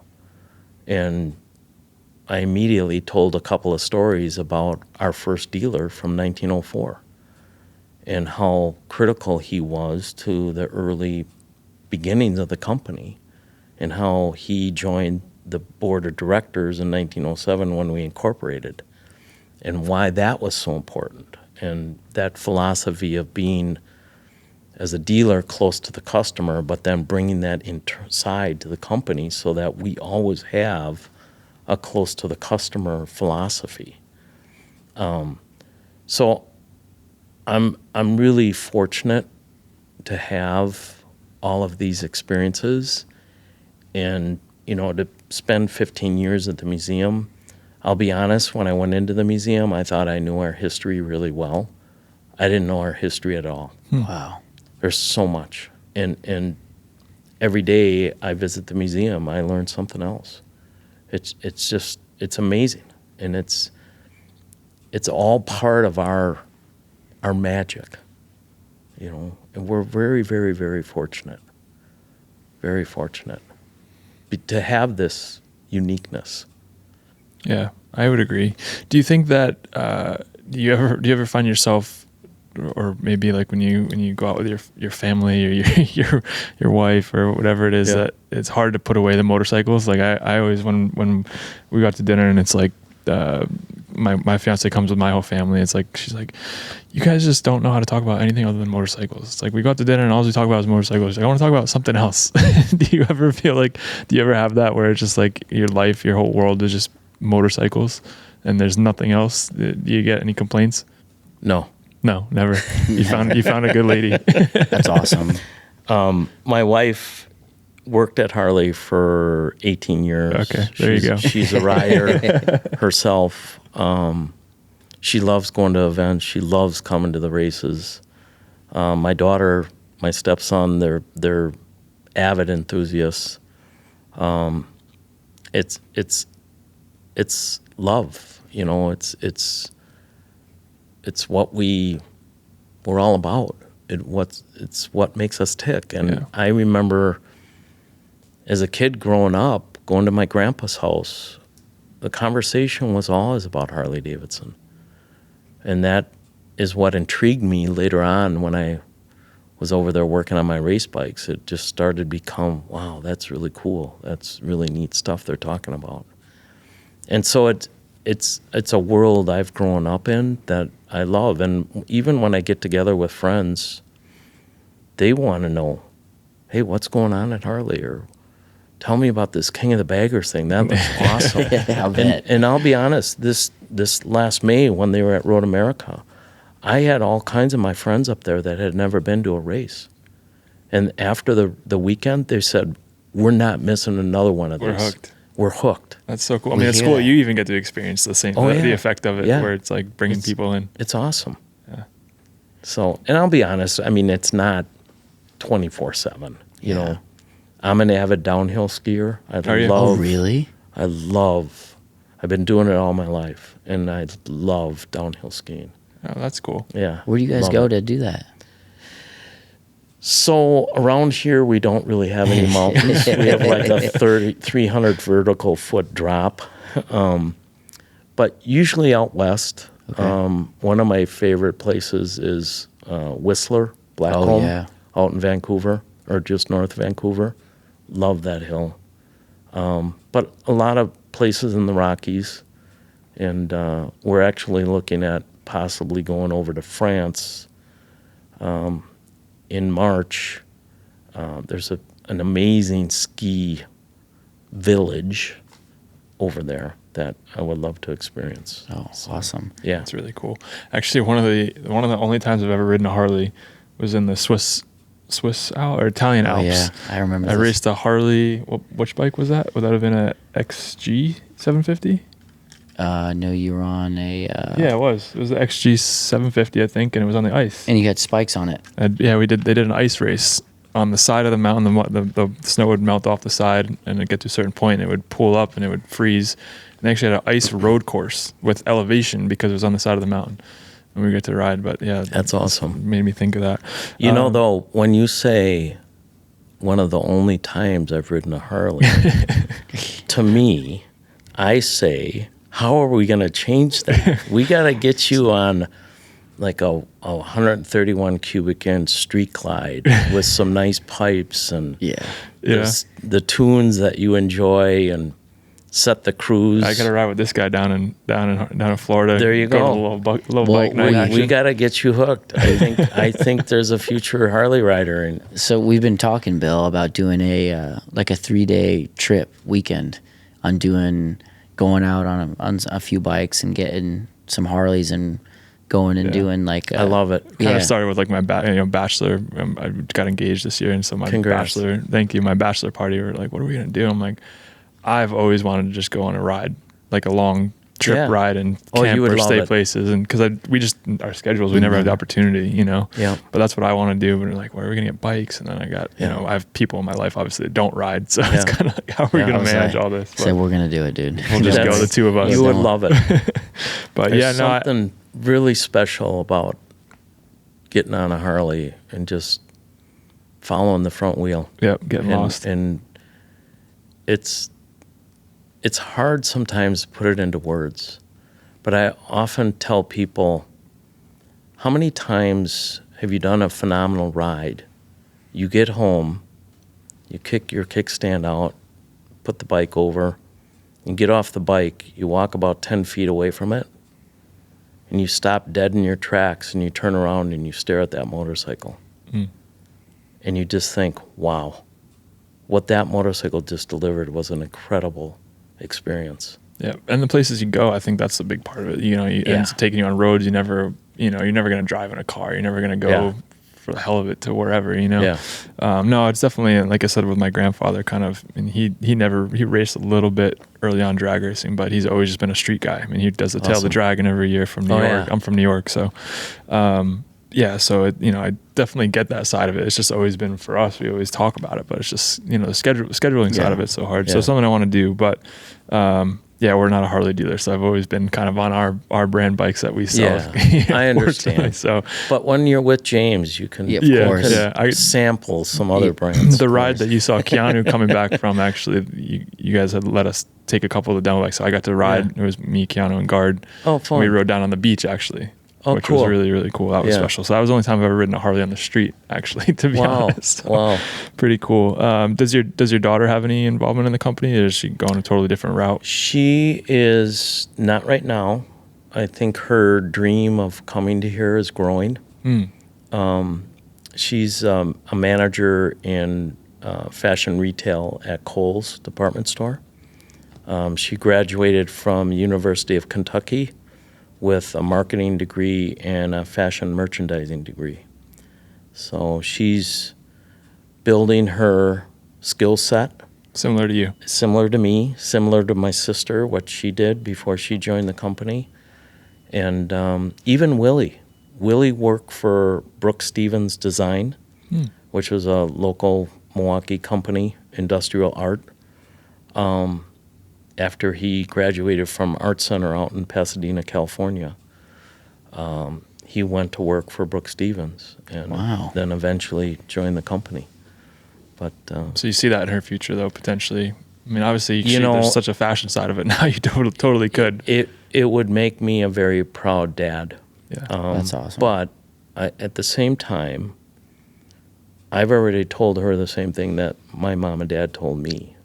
Follow your dreams. Do what you want to do. And she's indicated her strong desire to come to Harley. That's special. I think that's powerful as well, though. Like, it's not a forced thing, right? It's got to be a desire of what you want to do. It's got to be a desire. Yeah. I mean, I can't imagine being forced into come to work or because it's a family business, you have to go to the family business, or that's not fair. Yeah, and it's not fun either. No, when you're there on against your own will in a way. Right.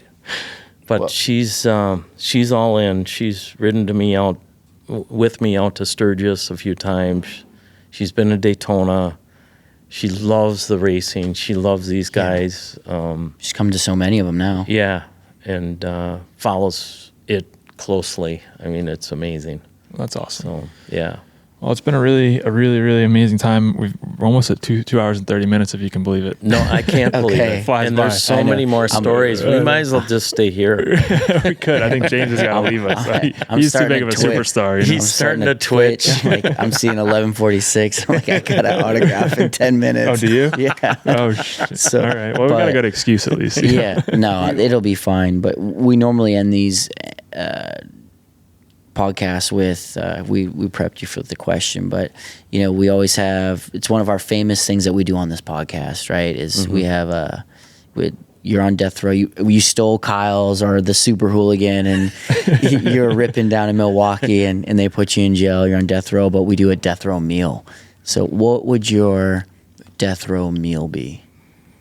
My death row meal, holy man, what would it be?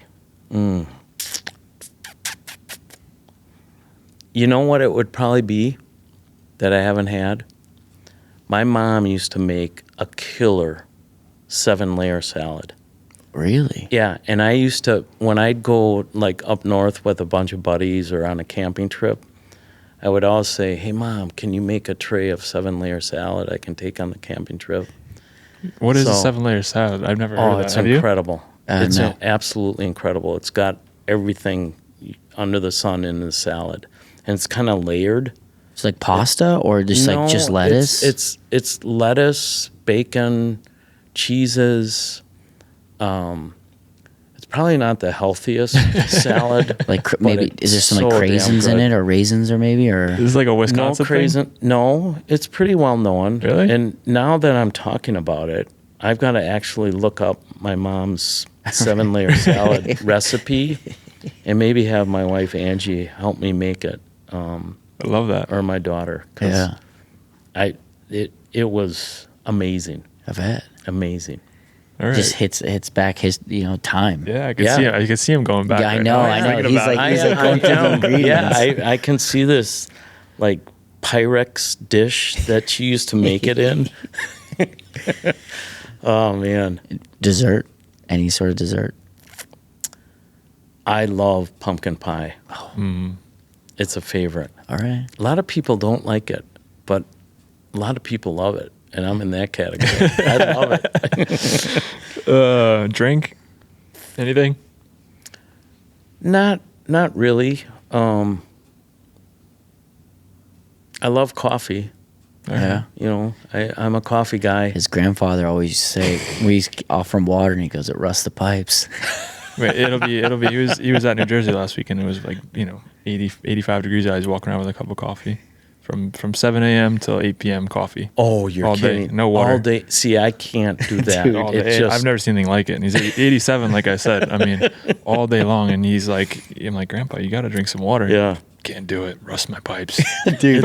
It's funny how you learn these stories about elderly that are healthy and having fun. And my mom's mom, my grandmother, she lived to 103, and every night before she went to bed, she would do a shot of apricot brandy No way. every night. Night night. Wow.